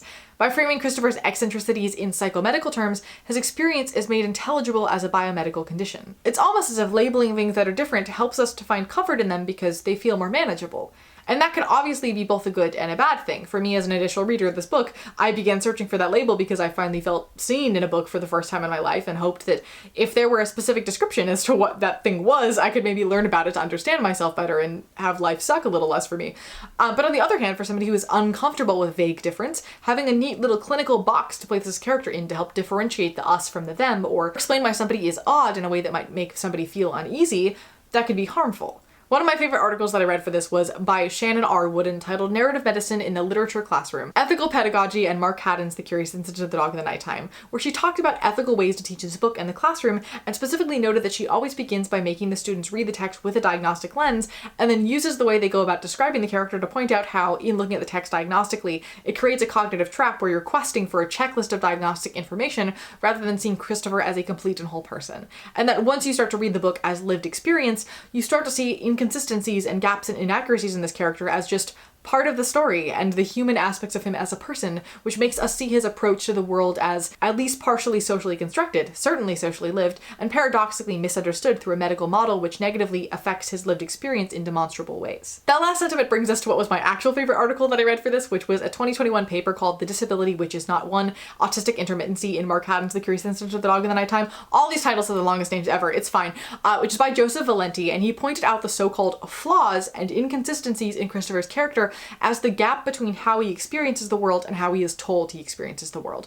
Like, so much of this book centers around Christopher saying, this is how I experience the world, this is what I struggle with, here are the rules that I have set. But then when you start to look at how his behavior actually lines up with the things that he's saying, it often doesn't. His self-commentary might not always reflect his first-hand experience, but might sometimes echo what he has been informed or misinformed about his special needs condition. For example, he tells us that he does not do chatting, his word for small talk, but then 2 lines after that, Mrs. Alexander asks him if he likes computers and they have a whole conversation about it. He says he can't do metaphors and he doesn't understand them, but then makes it fairly clear that he does understand metaphors and how they work. He just doesn't understand many of the ones other people use and gets overwhelmed when he can't understand what other people are saying, so he assumes that he therefore can't do metaphors. He also uses so many similes and descriptions throughout the book that he will often clarify this is a simile, not a metaphor, but they always really walk the line between the two and some could be argued in either direction. And he also says he can't understand what other people are feeling, but he's able to guess potential motivation in the murder of Wellington. He knows that his father might do a double bluff on him in hiding his notebook from him. He knows when his father's angry. He decides to leave his dad alone when he's sad because Christopher knows that he likes to be alone when he's sad. 2 other examples I pulled that weren't in this article were I said that when father got up in the morning, he always put his trousers on before he put his socks on, and it wasn't logical, but he always did it that way because he liked things in a nice order too, on page 24, and I groaned to cover up the noise because I had taken my hands off my ears, but not so loud that other people would hear me groaning and come and talk to me, on page 146. He is continuously more perceptive in regard to people than he says he is capable of. And most notably, he says very early on that he does not lie and he cannot lie, but then over the course of the story he says quite a few white lies and half-truths and then rationalizes them to himself and thus the reader as to why it's not technically a lie. Like, Christopher is incredibly devious. One example being how he promised his father he would never mess up his room, so when he goes snooping in his room, he promises himself he's going to put everything back right where he found it so he's not actually messing anything up. And all these things that he's able to do actively destabilize common stereotypes and views of what autism looks like, particularly the aspect of how much he imagines and daydreams, something that many people thought impossible for autistics for a very long time. And it's really interesting how much he tells the reader, these are things I cannot do, and then shows that he is quite capable of doing those things, just a little bit differently. And that doesn't eliminate his disability, nor does it mean that Haddon forgot to be thorough with this characterization. It instead points to the fact that no symptom of autism is an entirely fixed proposition, wholly impervious to contingencies prompting change from within or without. Which is the thing that, at least to me, makes Christopher feel the most real and human, because it makes him messy and complicated and inconsistent, and also shows how much of who he is impacted and crafted by social dynamics around him and by internalizing what other people have said to and about him. And it's really common in media for autistics to be portrayed as completely detached from and unimpacted by the world around them and by the relationships that they're in. And I think this is the particular piece that really humanizes and grounds him in a way that is so crucial in making him multidimensional that I just love. In that vein of autistic characters as detached from their social surroundings, there is this idea called the autism voice, a term that I believe was coined by the folks at Disability and Kidlit, which can be defined using three things. 1, the autistic character narrates everything in minute detail. 2, the autistic character narrates emotional experience and/or their emotions in a dispassionate, disconnected way. And 3, moments of high emotion can also be recognized by an abundance of verbal tics. It's a voice of storytelling that can be an issue because it instinctively categorizes that voice as other, oversimplifies the owner of that voice's worldview, and detaches them from all feeling and emotion, creating a personality that is just their unique autism voice and then literally nothing in depth beyond that. Some particularly notable examples of this are Counting by Sevens, Rain Rain, and Extremely Loud and Incredibly Close. These narratives also usually serve to use this clearly different voice as a way to talk about very dark and harsh adult topics for young readers, because that voice has a level of detachment to it, which makes it easier for readers to process. And while I think Curious can definitely be described in this way, this book is very much the prototype for that. As I said before, the 3 most commonly cited writings from the point of view of an autistic or autism adjacent voice before Curious came along were Temple Grandin's Thinking in Pictures, The Sound and the Fury, and Flowers for Algernon. And there's no world where Haddon hadn't read Algernon and also likely The Sound and the Fury as well.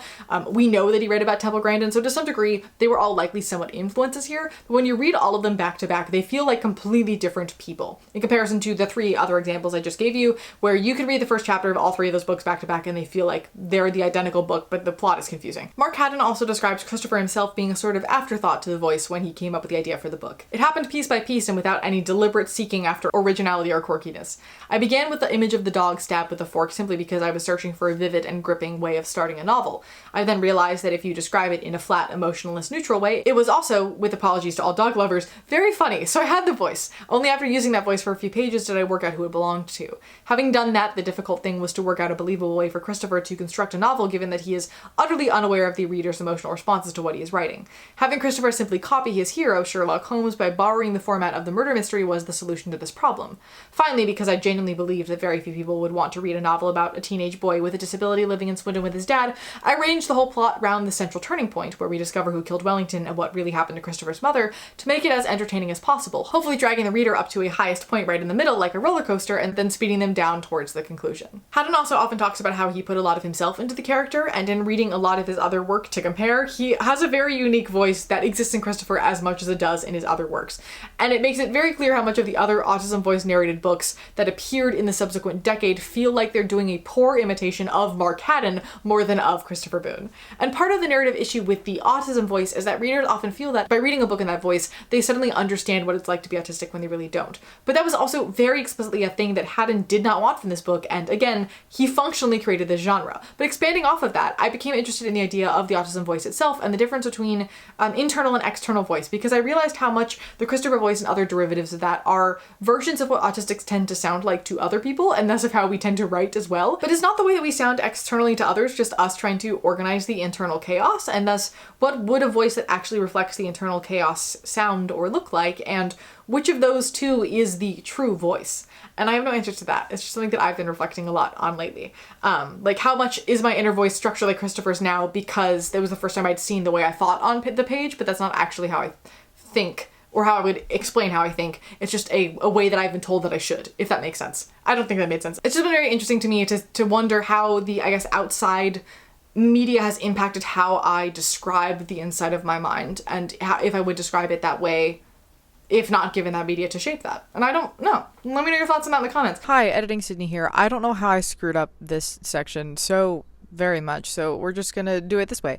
Petra Kuppers describes Christopher Boone's voice as a form of domesticized autism, where autism does not become cuddly quite, but it becomes a rather nostalgic lens through which a complex world can be made to distill itself into some semblance of wondrous order. The strange voice is compelling in its otherness, and yet in its deep familiarity. Now, in turning the book into the play, the disability issues suddenly become a bit more complicated, but if we take into account the historical context, I actually think they did maybe not the best they could, but somewhere very close to that. They often talk in interviews about how they decided to sort of table the disability aspects of it and focus on Christopher as a person himself, which on the surface doesn't sound fantastic, but is actually the precise way that we should be tackling disabled stories. Scott Graham, one of the choreographers, talked a bit in one of the interviews on the Frantic Assembly website about how it's not an issue play and it's certainly not about impersonation. And they were incredibly wary of pulling a Rain Man and trying to mimic physicality in an unsavory way. Instead, in building Christopher's physicality, they focused more on how he would embody that anxiety he feels all the time and what that would look like. Director Marianne Elliott mentioned in a BBC Learning video on Christopher that everybody is so individual on that spectrum that our job really was to be true to Christopher, what was happening for Christopher and what was right for him. And there's an article with Simon Stevens where he talks about how his primary job was to just dramatize the book and says, "I think it was vitally important not to define Christopher by his diagnosis, but by the complexity of his personality." One of the other interviews on the Frantic Assembly website with two former Christophers talked about how the script itself already gives you everything that you need to know about Christopher, and how if you try to add anything onto that as an actor, you start to get lost in the disability representation aspects of it and lose the story at hand. And my only what moment of this in this realm is that in several different places, members of the creative team, both in speech and written down, published somewhere, have noted that Christopher has too many traits to be on the spectrum. The National Theatre Background Packet says Christopher's behavior and personality traits indicate that he has an autism spectrum disorder. The authors of book and play have taken some license, however, and psychologists working with the company have said that he has too many different traits for his condition to be exactly Asperger's syndrome. I'm not sure if this is indicative of the fact that based on the earlier diagnostic criteria of Asperger's versus autism, he had enough disability that he would be considered in the autism category instead. Alternatively, they're saying many autistics do not have this many clinically significant traits at once typically, but even that doesn't quite make sense to me. So I'm not sure what they meant by that. This is the only quote or sentiment I was able to find anywhere from any of the original creators that was even halfway close to denying him as being autistic.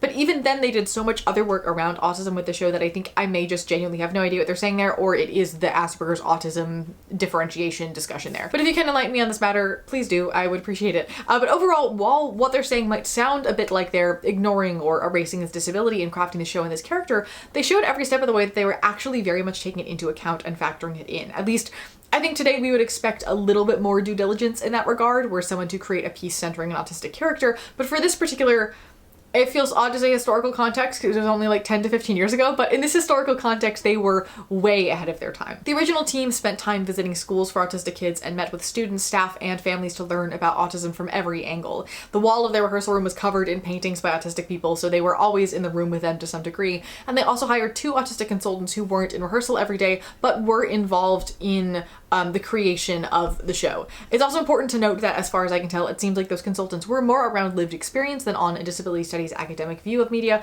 which has been the general standard until fairly recently, and that's just as valid and valuable, but can sometimes be a little bit like, well, this one disabled person said it represents them fairly, so what we did is fine situation, without acknowledging wider issues and biases in the arts realm. I don't see any direct evidence of that happening with the show in particular, but I pointed out as a general issue that often comes up in the world of disability consultancy through no fault of the consultants or creatives themselves. It's just a dynamic that early disability consultancy had a tendency to take on. It was very, here's how this actor can play this person properly and sensitively, while the current and future scholar model is more focused on what the community impact of the narrative is and how that can be handled, which inevitably requires more script alterations, which is something that creative teams often don't want to deal with, which is why we often don't get hired on things. But you should hire us because we're great and we do these kinds of analyses for you. I should also mention that the disability theater studies and media studies fields are also comparatively quite young even today, and were much younger, practically in their infancy at this time, particularly around mental disability. So the idea of hiring a disability media studies scholar to be on the creative team of the show is practically unheard of, and frankly, it's still an uphill battle to make that happen. 2 other things that stood out to me in regard to their work regarding disability, despite how much they say they didn't want to focus on it, is in one of the Frantic Assembly videos on their website when somebody talked about Christopher's difference being his superpower. power. Choreographer Scott Graham kindly pointed out that language can be a bit patronizing and dehumanizing, and that he wanted to steer clear of that, which I was very impressed by. And most people on the creative team have spoken at one point or another about how they wanted to make it clear in the show that the world is disabling to Christopher, not that Christopher is in any way wrong or incorrect, which, for people who say they weren't focusing on the disability of it at all, is an incredibly advanced disability studies oriented view of matters for them to have in the early 2010s, which makes me feel like narratively they didn't want to center disability and focus on the story, which they've said, but that doesn't mean they were actually actively ignoring the disability aspects of the story to any degree. They were very much factoring them in. There is, of course, the issue of Nothing About Us Without Us in regard to casting. I'm about to have a bit of a hot take, bear with me. So if you've been around here on this channel a while, or followed me anywhere else for a while, I've reviewed nearly 180 pieces of autistic media representation at this point. Nearly 80 of those are explicitly autistic representation, and in my timeline of all of that representation, which you can have access to if you join the top tier of my Patreon, the first time I have noted an openly autistic actor playing a leading autistic character, excluding documentaries, is Disney's Loop in 2020. If we're going to include documentaries, it's How to Dance in Ohio in 2015, which was an incredibly ableist piece of work, but that's a conversation for a video I've already made. You can watch it above. This obviously is not a timeline of all representation to exist. I'm sure that a lot is missing. I have not reviewed everything, and my request list is over 1,000 long. And there are cases where autistic actors have popped up as smaller side characters. Please Stand By in 2018, I think, has authentically disabled people. I seem to remember them as well in I Am Sam in 2001, just off the top of my head. But when the story centers an autistic and sort of sits on the shoulders of the autistic, authentic casting is a very, very recent phenomenon, and I can count on one hand how many times I've ever seen that happen. I find in the more general disability world that the conversation around authentic casting started to really hit the mainstream in the mid to late 2010s. I don't usually critique casting choices too harshly if they're made before 2015. That's my personal cutoff. And my first record of an authentically disabled leading actor, I think with the exception of the 1932 Freaks, is the 2016 show Speechless. I was able to find conversations when Curious transferred to the United States in 2014 of people criticizing the lack of autistic casting, but I cannot find anything in that realm for either UK run. That doesn't necessarily mean it wasn't happening, but 2012 and 2013 were a very different time for autism representation than 2015 was. Most notably that Asperger's was removed from the DSM in 2013, and that sparked another era of conversation around the autism category. And of course, to be clear, none of that means that the systemic casting exclusion of disabled people is or was ever okay, but I also don't think that it's fair to really heavily critique something without noting the specific historical context. Even disability theaters in the early to mid 2010s were just starting to have real conversations about mental disability inclusion and what that looks like, because most of them were originally spaces for those with physical disabilities. Historically, mental and intellectual disability have always lagged behind in various places in conversations around disability inclusion, partially due to how the deinstitutionalization movements were in two different waves. In most early literature in the disability media studies fields omits madness altogether. A lot of my early textbooks do not talk about neurodivergence at all whatsoever. And the other thing that I will say about the show is that if you've never seen it or been involved in it, it is an absolute beast. Everybody is more or less on stage for the entire show. Christopher in particular has to be switched on without really any chance for a break for about 2.5 hours straight, with the entire show resting on his shoulders. And the original production also used copious amounts of loud sound design, strobe lighting, and physical acrobatics, with the actors working on an alternate schedule. One Christopher took 5 shows a week, the other took the other 3. And obviously, these are all things that autistics are capable of as much as non-autistics are, proof being that Mickey Rowe did it in 2017. I did it in 2023. Many other autistic actors have done this role as well now, but given the cultural view of autism at the time and the casting standard in other realms of media, while I don't mean to defend the choice to cast non-autistics in the role, I understand how that through line carried over as the apparently logical choice at the time, and I'm not really going to critique them that hard for it because I understand why that choice was made. To complicate this even further, I bring us back to Mark Haddon's original artistic desire to have Christopher exist just as a character and not as representation. And the big question is, A, is that even possible? And B, if it isn't, how can we try to honor that while also honoring the responsibilities of representation and if these two things can co-occur? And the first piece of this specifically pertains to casting. If the original artistic choice was to destabilize the idea of who is considered normal versus not, taking us out of the medical model of disability and putting us squarely into the social model, is requiring that whoever is cast as Christopher be autistic actually antithetical to the mission and pushing us toward medical categorization. Now, my opinion on this matter more generally has always been that if you feel that you need to argue on a technicality why something is a disability, that thing is disability adjacent enough that you're responsible for handling that narrative properly and getting disabled folks involved. And if you're arguing why you don't need to authentically cast something, you're making it abundantly clear that you see the majority casting choice as your default, which is a problem. But this particular case still continues to be a very interesting casting conundrum. And also, just statistically, autistic people had already already played Christopher before Roe did in 2017, whether they deliberately stayed closeted or they were undiagnosed or they have no idea, simply because this person seems incredibly authentic in this role as an autistic person, so we should cast them in it, is going to inherently find some autistics who may not realize that they're just unmasking and becoming Christopher, which then complicates this even further. And my personal opinion on the specific casting situation is like, everybody knows of the show as the autism show, and thus, while it is not quite the artistic vision, and we can acknowledge that, there are so few opportunities available for openly autistic actors in the industry right now, and thus I think for at least right now, this one should be kind of reserved for us. But expanding the concept beyond casting, Curious is a great case study in the question of how responsible we might be for how our work gets interpreted and used. Dr. Samuel Yates notes that given Haddon's artist statement that imagination always trumps research, is it fair to hold Christopher up as a fair representation of autism when that was never the artistic intent? I do not believe we should divest artists from political concerns or an ethic of care in their work. Curious Incident is a case in which the circulation of material moved afield of Haddon's intent. At least for me, this question makes me wonder if there's a world where it's possible for minority characters to exist without being representation. And I think the answer is no, and thus that's why we expect the people creating minority characters put the work in to make sure they handle it properly and ethically. But on the flip side, how much should we alter our art with the intention of negating certain potential interpretations and usages of said art? You don't want to spoon-feed representation to people to make sure that no narrative miscommunication or misunderstanding happens, because even then it will happen, and also that makes boring and garbage media. But on the flip side, minority representation, particularly when there is so little of it, is something that should be done with care and intention to make sure it's not causing harm, because yes, part of the answer to issues with media representation is to just create more of it, but having a lot of stereotypical and Harville representation and a small handful of better stuff isn't fixing the problem. Disability studies in particular is a really great example of this, because we have disability absolutely everywhere in media for all of history, and we have for a very long time, and so now we're reckoning with what that looks like and what we can do with it, when in comparison to, say, asexual media representation, we haven't had a lot of it historically, and so now we are creating something new, sort of acknowledging the history that existed, but there is significantly less history to build off of. So there's two different kinds of situations there. So I lean more toward yes, there is some responsibility on the part of the artist for how something can get away from their initial artistic intent, but then in that case, to what end? And with Curious in particular, the question also becomes, how do we market this and prepare an audience to come see it, which is also really complicated. And in regard to Christopher and stereotype, the book in particular has a lot of like trait checklist moments, some of which made their way into the play. In the book, there's the Smarties theory of mind test. This appeared in an early version of the play, was then later cut. The time that he does a wild math problem in his head in a very Rain Man-esque way for his father's friend, this is also an early version of the play and subsequently cut. And the time he draws the map of the zoo from memory just to test himself for fun.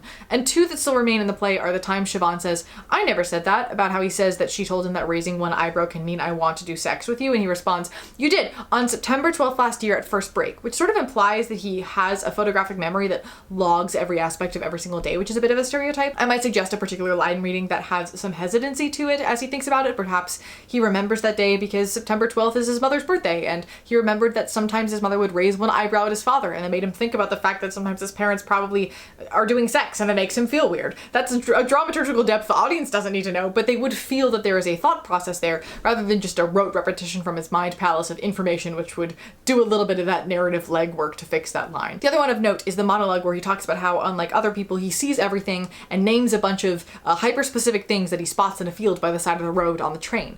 In the book, there is, this is in the context of them stopping in a field on a family trip, and he stands there for a while, and he takes in everything that he sees, and these are the things that he notices, which feels really reasonable and not stereotypical at all. But in the play, this monologue appears as things he's spotting when he's looking out of the train window as it's moving pretty quickly through the countryside, which then becomes a bit of an issue here because it seems a bit more like he has a magical superpower where he can log things like the amount of houses in the distance and the number of cows and how many are black and white and brown and white, and also there's a Coca-Cola can with a snail on it and a bunch of other things that, regardless of how much information he is capable of taking in at once, nobody's noticing all of that at once while zooming past a field, and if they are, they're getting really motion sick. And this particular one is interesting to me because of how the mere context of what is functionally the same monologue turned it from a regular thought process into a stereotypical representation concern.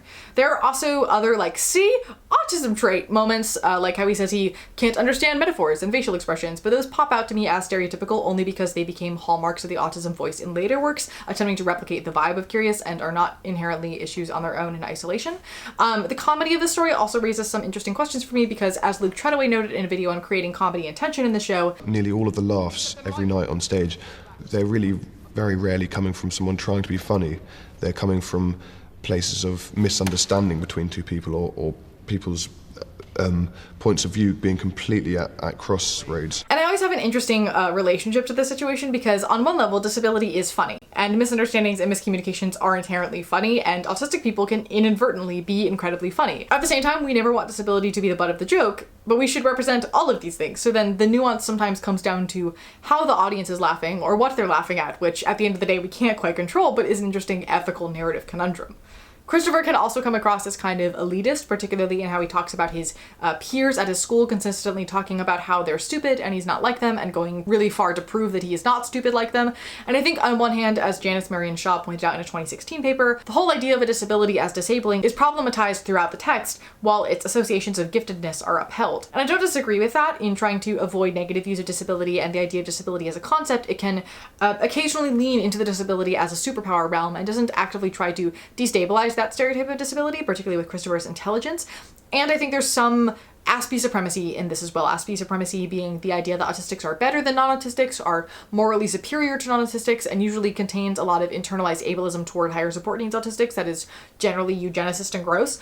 But I also think that if we want to look at this more favorably, we could point out that this was the dominant view of disability for Christopher growing up. Both in that he is actively being taught to sort of separate himself from the other kids at his school because he doesn't really want to be seen as being like them, but also because this is how Temple Grandin was talking about autism. Is still talking about autism in this era. Temple Grandin, what are you doing?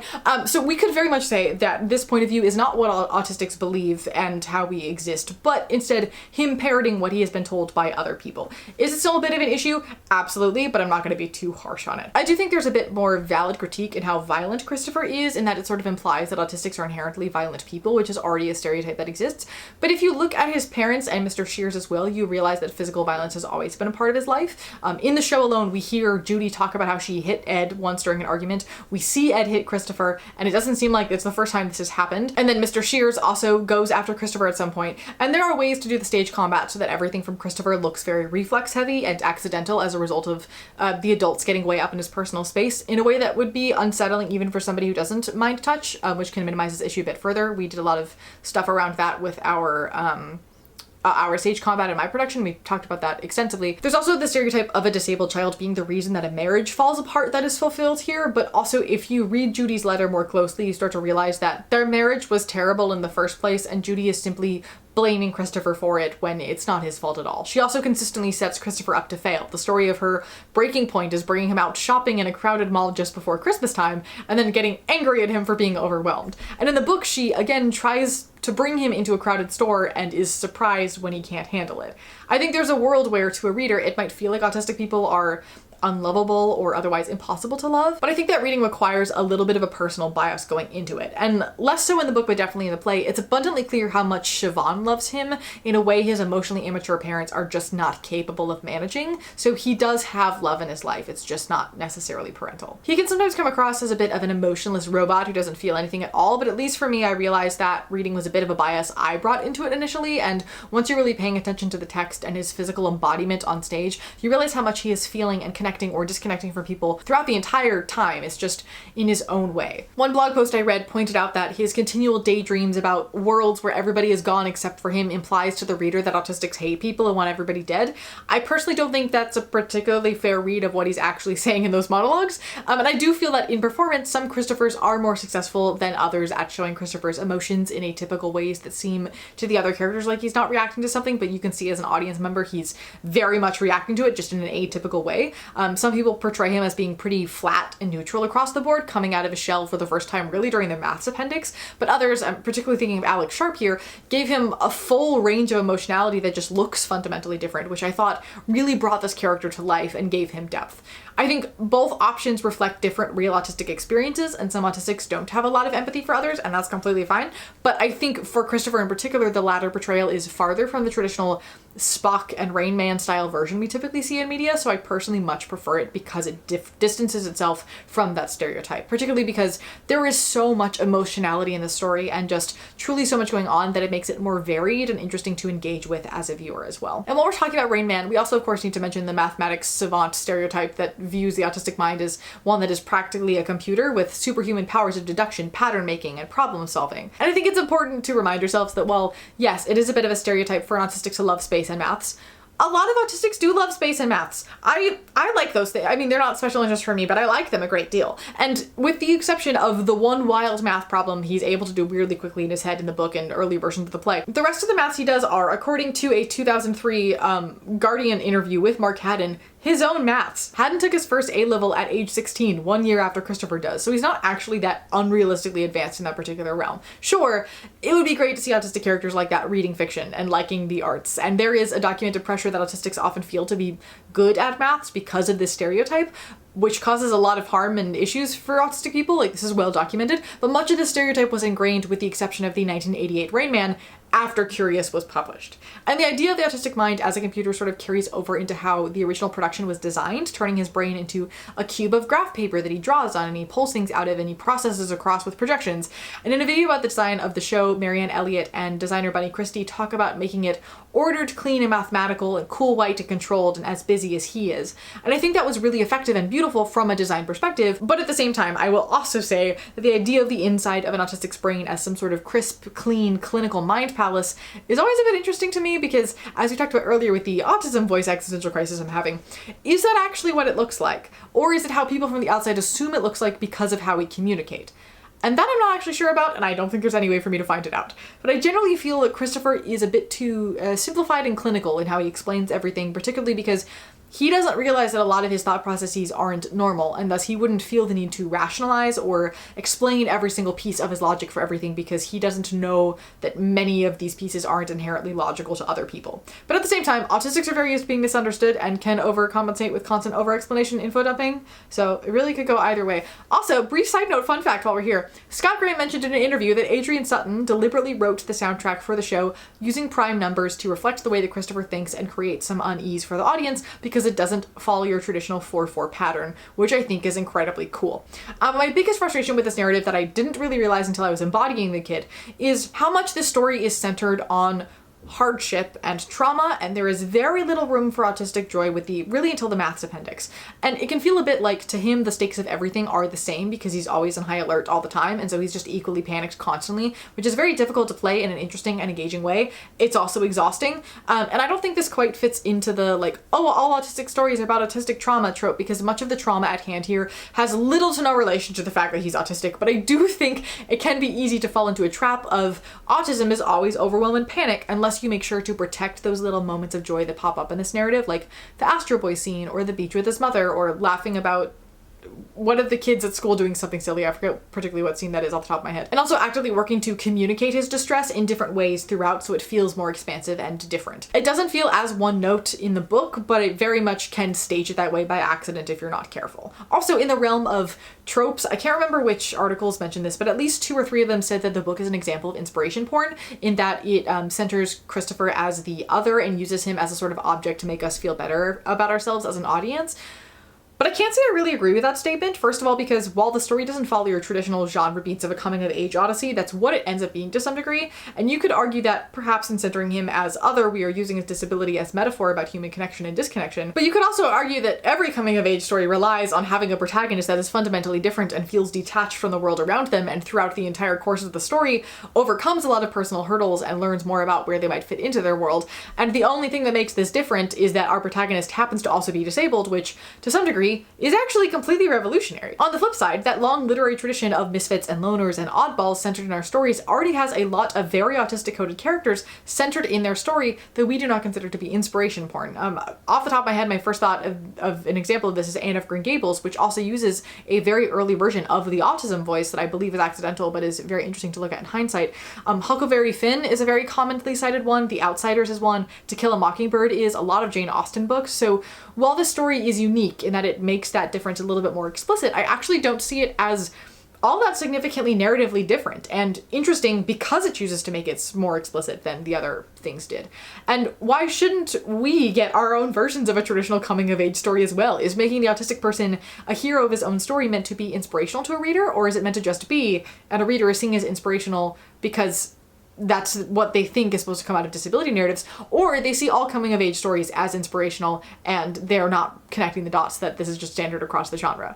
I also don't think he's overcoming something to anywhere near an inspiration porn degree in this book. He doesn't die or get cured at the end of the story. He continues to stay as he is, just a little more confident and grown up than when he started. We don't end on a note of everything's perfect and great. Like, his final monologues are about how hard life is now, but also how he's hopeful for the future in a very grounded way. And the play in particular doesn't leave you on a note of like, yeah, he can do anything he puts his mind to. The final, does this mean I can do anything?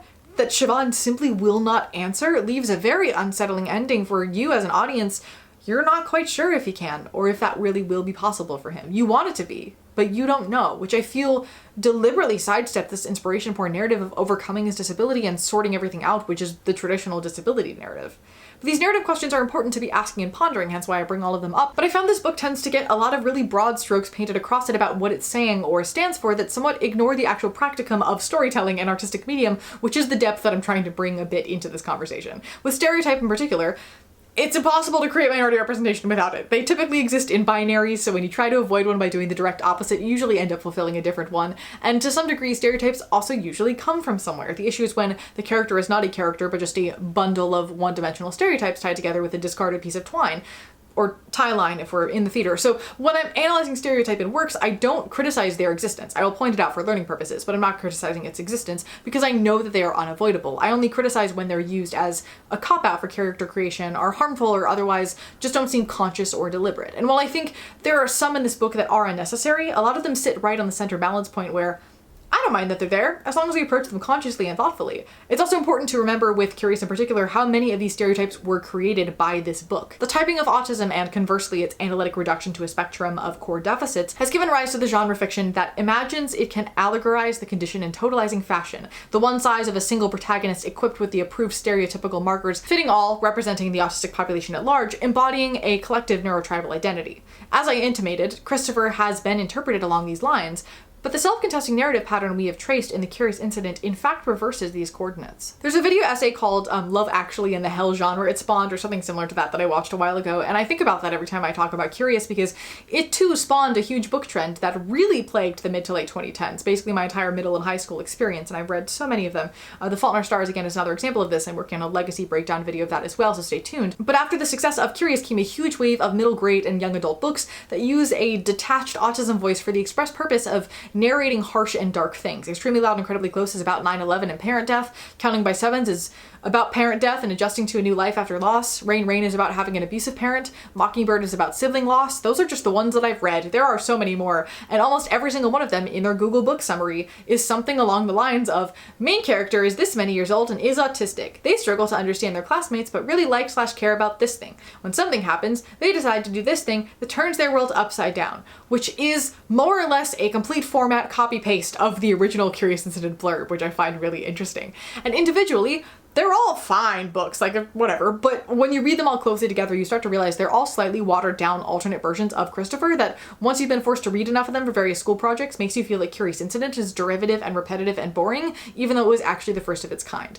And while that genre came into the picture, we also got the other version of point of view disability middle grade books that perfectly fit the textbook definition for inspiration porn and problematic disabled storytelling, with the first examples coming to mind being, of course, Wonder and Out of My Mind, both of which I also had to read for school, and in rereading as an adult, discovered how much they messed me up in how I viewed myself as a disabled person. So when people express their disdain for Curious due to sheer oversaturation, I completely understand. This has also appeared in films as well, the first example coming to mind being Please Stand By, which follows the same autistic person goes on an odyssey and faces a lot of their fears pattern, telling the story of an autistic woman running away to travel to Los Angeles to submit a manuscript for a Star Trek episode writing competition. It has a lot of echoes of Curious Incident in it, but also is very unique in what it does. I really like this movie. It's a huge guilty pleasure film of mine. I watch it all the time.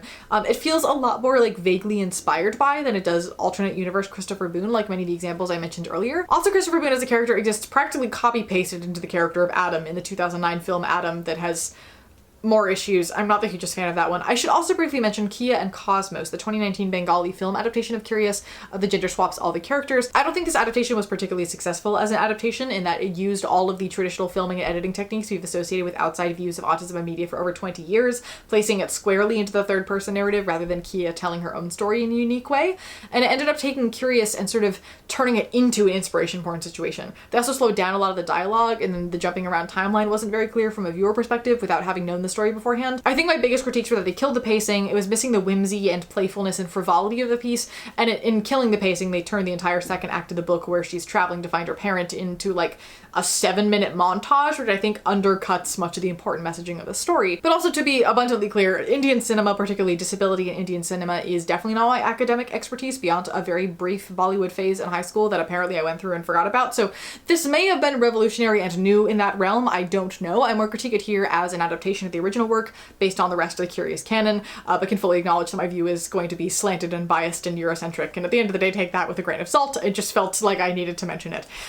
Curious is also very commonly used as a classroom novel, and from a teacher perspective, I see why it makes a good book for that. It covers a lot of different genres, so everybody's bound to like some piece of it. It introduces the concept of a distinctive and unreliable narrator very well. The language is fairly simple, so it's easily accessible, and it fulfills a diversity quota to some degree, so it can lead to great conversations around difference in the classroom.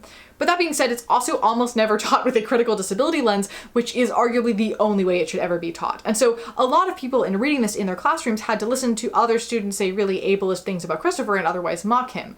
And it creates a scenario where teachers will often be like, Christopher's autistic, just like this student of ours, which puts that student in an inherently unsafe and unsavory position that is pedagogically just unacceptable in my opinion. And I think a huge part of the frustration that I hear about this story is from people talking about their school experiences with it and how dehumanizing it felt and continues to feel to be compared to him. Whenever I talk to anybody about the fact that I work in the arts and I'm a disability scholar and that I'm autistic, I immediately am asked about Curious Incident and or Atypical, but the more entrenched in the theater community I get, the more I get asked about Curious. And obviously I have a built-in very interesting answer since I studied the show for years, and I have a lot about it that I enjoy talking about and I really don't mind. But for a lot of people, it's just the same question over and over again that can get immensely frustrating. The biggest problem most people tend to say they have with Curious is that they feel that they're constantly trying to break out of the box that they've been forced into by it, because most people have read it or are familiar with it, and thus that is their singular view of what autism is and what it looks like. And this is so incredibly complicated and difficult because Haddon never meant it to be representative or educational and has actively spoken against its use in this manner, but there's not a lot that he can really do about that, nor do I blame him for it happening. It's just a really pervasive problem in the same way that many physically disabled women in the arts roll their eyes every time the Glass Menagerie is mentioned, but underneath that actually have really complicated and nuanced thoughts about the piece, and it is going to always hold a piece of their hearts for most people. It is the mold that was crafted for us that we would like to escape from, but the world will not yet allow it. And it's easy to blame the piece itself and try to dissect what could have been done differently, but at the end of the day, when there is so little representation, what exists will find its way into the same situation regardless. And sometimes it's easier to just say, I hate that thing, rather than say, it is a really complicated and deeply personal legacy that I regularly struggle to grapple with. Because that's not something you want to say to a stranger in a networking conversation. The main critiques that I came across time and time again about the play is the exhaustion of being told that this is the one role we can play, and having this be the autism show and constantly existing in the shadow of Christopher Boone. Something that I think is really best fixed by having more autism shows and normalizing hiring autistic actors for all kinds of roles, which very slowly, we're on our way to. Slowly. And the thing about this book's legacy that was really highlighted to me this time around was realizing how much I, as a teenager, used Curious as a sort of blueprint. I was always odd and different and struggled with friends and with being overwhelmed all the time, and I was assigned this book to read over the summer going into 9th grade at a new school. And I distinctly remember being curled underneath my bunk in cabin 5 among the luggage one day. I felt particularly overwhelmed while reading the Astro Boy scene, where he talks about how when he gets overwhelmed he likes to climb into the airing cupboard and it makes him feel very calm. And I started to connect a lot of dots really quickly from underneath my bunk bed, wedged between several duffel bags, and I ended up making a list of over 100 weird things that he did that I did too, that I think ended up burned in a campfire at some point after it had been worn thin from being in my pocket for a couple weeks. And I ended up forgetting about it a month or two into the school year until I saw the play junior year and started to actively seek a diagnosis, which I would get my first year of college.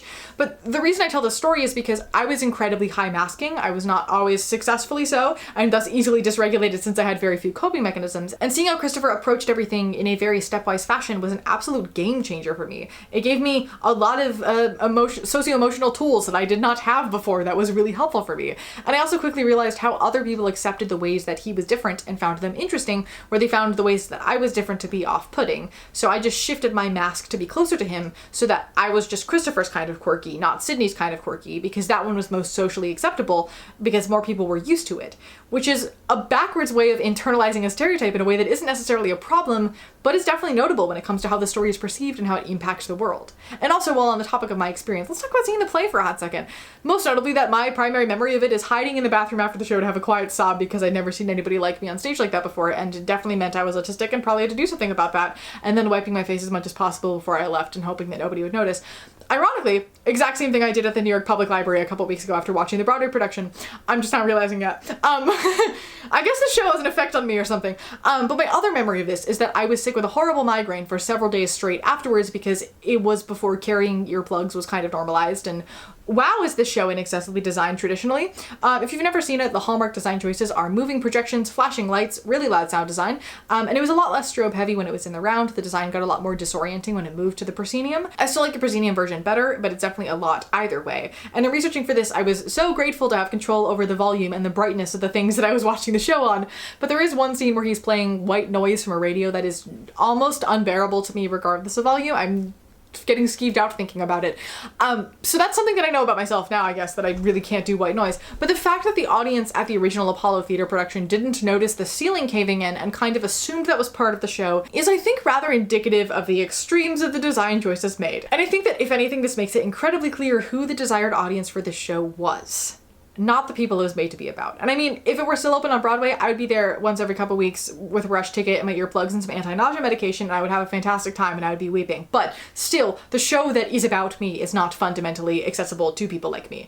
And that's also clear with the information and materials they made available as well. The UK Curious website had a whole section with resources for the parents of autistics, not for autistics themselves. Broadway did not have any of the above, but I think it can be difficult to walk the target audience line and trying to find the largest amount of people something can speak to in order to have enough ticket sales to remain open. And also, advertising disability to disabled is an inherently uphill battle, but I think artistically it did a really beautiful job of expressing what the inside of my brain feels like much of the time. They just did it in a way that is also completely unbearable for me to actually actively experience outside of my brain.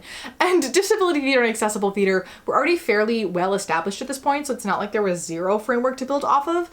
The idea of the relaxed performance or the sensory friendly performance was pretty young at the time, with the first ones on Broadway both happening in 2011. Also, I believe Curious was the first play on Broadway to ever have a sensory friendly performance, but clearly that information was not taken into account when creating the show. But the idea of standardized accessible design beyond relaxed performances was almost non-existent. It seems to me that Curious actually sparked a lot of the initial conversations around what inaccessible design choices for sensory disabilities might look like outside of the relaxed performance sphere, and epilepsy warnings as something that existed outside of video games and online content did not seem to start to really be factored into things until the early 2010s based on legislation guidelines and certain famous incidents. I couldn't find any sourcing beyond that, so that timeline's pretty vague. But again, while all this is frustrating, it's also complicated and historically specific. At the very least, I think the volume could have been lower because even non-disabled reviewers were pointing out that the lighting and sound were a bit too much for them in various different reviews that I read.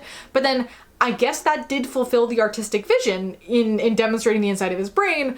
But again, I'm not quite sure how I feel about all that, if I'm honest. It's pretty complicated. The play also, of course, brings in some interesting questions about how we view disability in the sense of literally viewing it in front of us, because the audience is now looking at Christopher externally in a way that you're not when you're reading the book.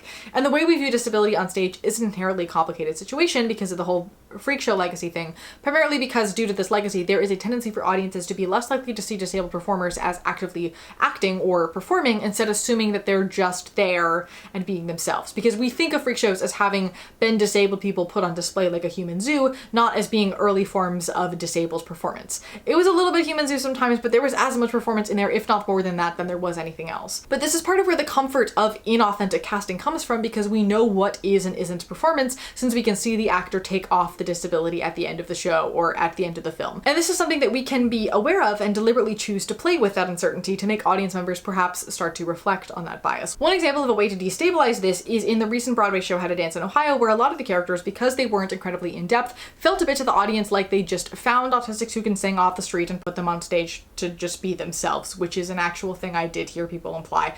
But Drew had a moment in the second act where he read the same email in two completely different opposing emotions back to back, which was played for comedy and plot purposes, but also made it abundantly clear that this actor, Liam Pierce, is doing a performance in a way that I think was unintentional, but ended up being very successful in separating actor from character a little bit for the audience to realize, oh yeah, these people actually are acting, and this is not entirely who they are as human people. Matthew Reason's chapter in the Routledge Handbook of Disability Arts, Culture, and Media talks about the 5 ways spectators tend to watch intellectually and developmentally disabled performance, with the intent of seeing disabled performers as no different from other people, a sort of like, I don't see difference, I just see a person approach, of seeing seeing them as more interesting because they're different from other people, a sort of othering, of looking for similarities between disabled and non-disabled, an attempt at identification, of seeing them as more real and authentic than non-disabled performers, which is similar to the Freak Show legacy we just discussed, and or of seeing it to learn about new styles of performance, shifting from looking at the performer to looking at the overall performance.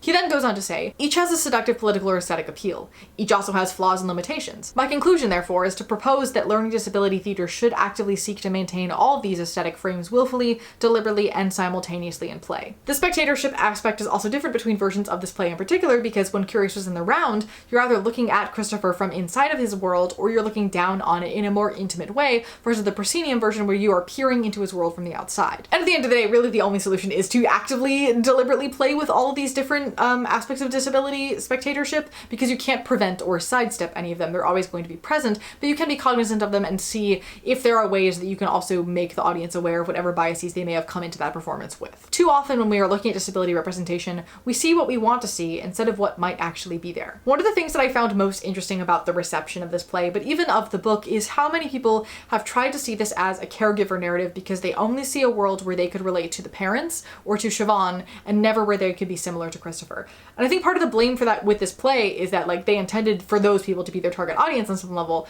but either way, there is no world where I would categorize this story as being anywhere in the caregiver narrative realm. His caregivers are firmly in the backseat while Christopher is running the show. Even Siobhan, while closer to being centered, is still quite sidelined. And some audience members' refusal to look at it that way because caregiver narratives make them more comfortable is really indicative of how much you will always get out of a piece what you bring into it. And that was something we grappled with a lot in creating my version of the show, because we were sort of trying to figure out how to speak both to our disabled and our non-disabled audiences and tell them slightly different things at the same time, while also finding the line between remaking the show to be more accessibly staged, while also recognizable as the traditional Curious Incident aesthetic, while also just trying to stage the show under a lot of outside pressure. And were we successful in any of that? I guess we'll never know. We never got an audience. But I do think trying to balance how to be authentic to the piece and try to destabilize the audience's biases coming into it at the same time was a very easy spiral for us to go down that we went down a lot. And I think to some degree it helped our show be a lot stronger, but I also feel that it created an anxiety that got in the way of the artistic vision sometimes, because we got so caught up in how to deliberately fulfill expectations while also deliberately break those expectations, which is something that I would feel a lot more capable of balancing out as an adult who has worked in a lot of other disability shows trying to balance the same thing. But at the same time, we were really flying by the seat of our pants, as it were, so, you know, we did what we could. But in hindsight, the goal is less the artistic vision of the production itself and more using the production as an advertisement for wider issues in the industry and the resources that I made available to try to overturn those issues.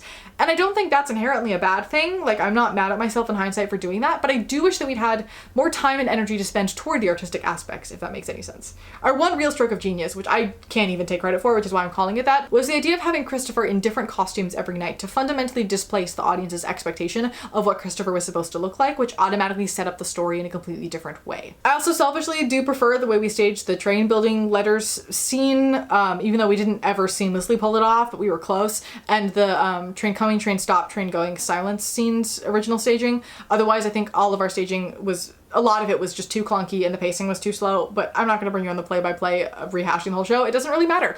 I think the biggest miss of my version, if I may call myself out really hard, is that we didn't spend much time discussing the dramaturgical implications of having an all-neurodivergent cast and like what that would narratively mean. Because if the central conceit of the thing is that Christopher's neurodivergence is the thing that makes him fundamentally different from everybody else, which is to some degree why he is centered in the story, surrounding him with a cast of entirely neurodivergent characters decenters him a little bit, or at least puts the focus on what makes him different from those around him on something other than his disability, which I think actually really perfectly plays into Haddon's original artistic vision in that it blurs the lines around disability even further. We did talk a bit about what it meant for Ed to be undiagnosed autistic. I believe that idea initially came from one of the actors earlier in the run, and how that might impact how he treats Christopher, mostly around internalized ableism and a sort of, I feel that way sometimes too, but I suck it up, so why can't you do that way? And he also has two lines that could be read to imply his own difference a bit. Maybe we are a bloody handful. I mean, shit, buddy, we're not exactly low maintenance, are we? And I mean, we're not that different, me and you. And you could also look at this struggle to connect with his son as being from an angle of only knowing one social script around how to interact with people that Christopher fundamentally defies, and so he is at a complete loss on how to use a different one.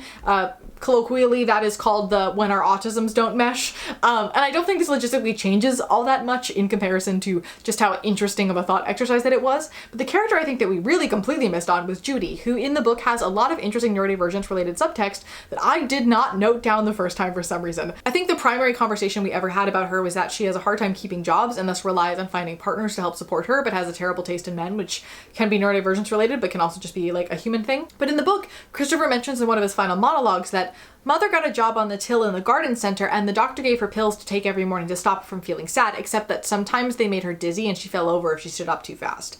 But what I found most interesting was her letters to Christopher, most notably the spelling mistakes that she made in said letters. It's obviously a vast oversimplification to say spelling mistakes in writing indicate dyslexia, but the specifics of the ones that she makes could potentially actually indicate that.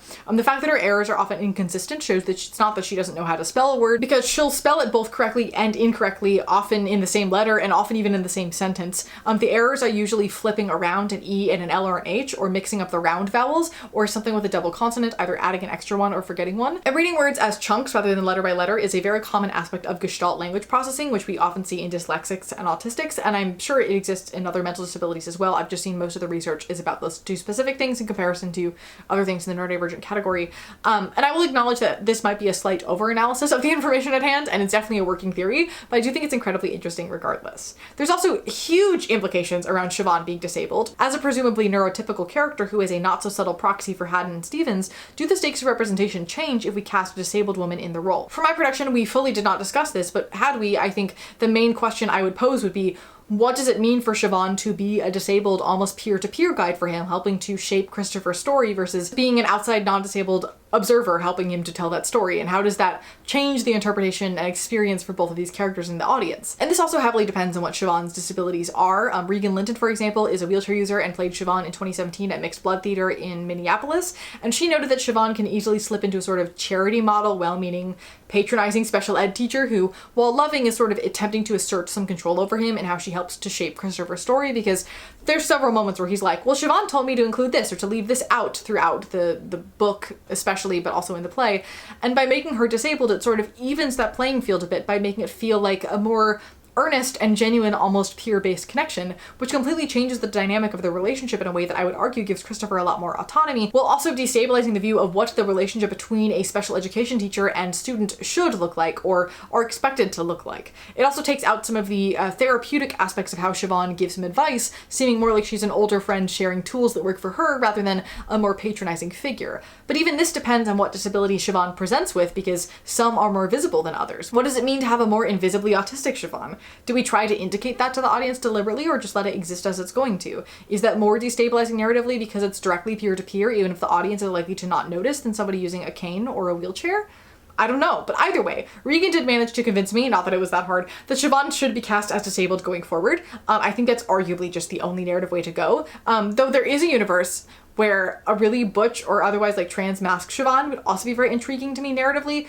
I think statistically both could and should happen at the same time, because that really changes the view of what traditional teachers, particularly those who work with disabled students, look like, and would be somebody who is visibly marginalized more generally and also typically excluded from theater more specifically. So that would also really play with this dynamic in an interesting way that would bring out the depth of the character that separates her from the typical like charity model Miss Honey archetype that she can very easily slip into. There's also the discussion about the rest of the characters we meet more briefly in the show and what their presumed neurodivergence could mean. Like, for one thought, how many of these townspeople are ignoring him and refusing to help not due to apathy, but because they're also overwhelmed and need to focus on the way they go about their tasks to get through the day without exploding, which, like, again blurs those lines between all kinds of humans in a particularly fascinating way. But that brings us to the final section of this video, which is, of course, the now what. And I think a lot of the now what questions have sort of popped up throughout this analysis, so I don't have much more to add to that in regard to how to ethically stage or discuss this piece, but I will reiterate that filling the rest of it with disabled cast members as well greatly strengthens it. I also can't unthink the idea of a young trans mask cane user or wheelchair user as Siobhan, and I need that to happen immediately. But I think the overarching thing that keeps coming up for me is that we don't need to center disability in this narrative in lieu of the story itself. The disability can and should be conscious and deliberate, because Christopher needs that depth in order for this narrative to really ethically work. But the show is not a problem play. It is not centered on autism, and it shouldn't be. That is part of what made it so revolutionary to begin with.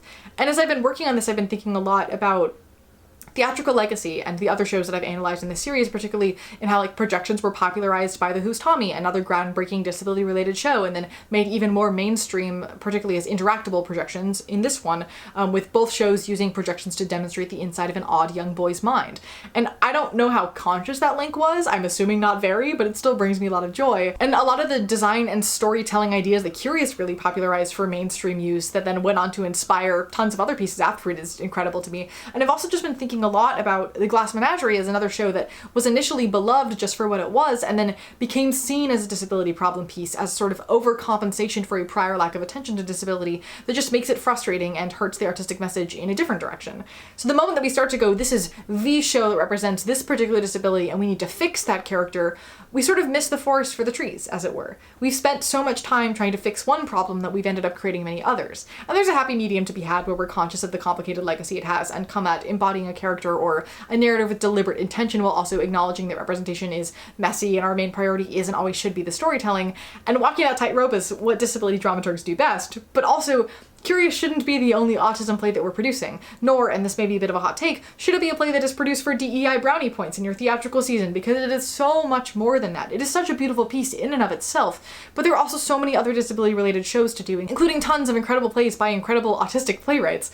Curious will only continue to be the autism play if it continues to be the only one that anybody ever sees or has heard of, which is something tangible that we can totally go about fixing. On a more personal note, it has been an absolute joy to be able to revisit this piece and unpack a lot of these things over the past couple months, so thank you for indulging me in this dissertation-length video. It feels a bit like I finally had the chance to finish my thesis I never wrote and the research that I never had a chance to complete in doing this, which has been incredibly fulfilling and a bit bittersweet. I do think if there's anything I personally learned from this, it was realizing how much Christopher has led me to where I am today as an autistic creative, not just in that, you know, he's the reason I got an autism diagnosis in the first place, and obviously has had a huge impact on my career, but also how many coping mechanisms and ways of handling overwhelm that I do because of him, and how much I would do differently if I were to play this character again, or just at all in front of an audience. It would have to be the right place and the right time and the right director, especially because a lot of authentically cast Christopher Boons do not book anything after they play Christopher Boone because of bias in the industry, but it is definitely something that I want to do at some point in my career if the opportunity arises, and I felt like I was, you know, done with that show after it closed, and then I felt like in doing this project I sort of put another piece of it to bed, but I think Mr. Boone and I, we still have another adventure to go on together. I'm not quite done with it just yet. But anyway, with that, all of the things are linked below, as you know. Please let me know your experience with the story, as well as any thoughts you have on any of the big questions posed in this video. I'm always interested to hear what y'all have to say. And as always, thank you for being here. Thank you for being. Remember, critical thinking is really sexy. And I look forward to seeing you, my dear, in the hopefully shorter next one.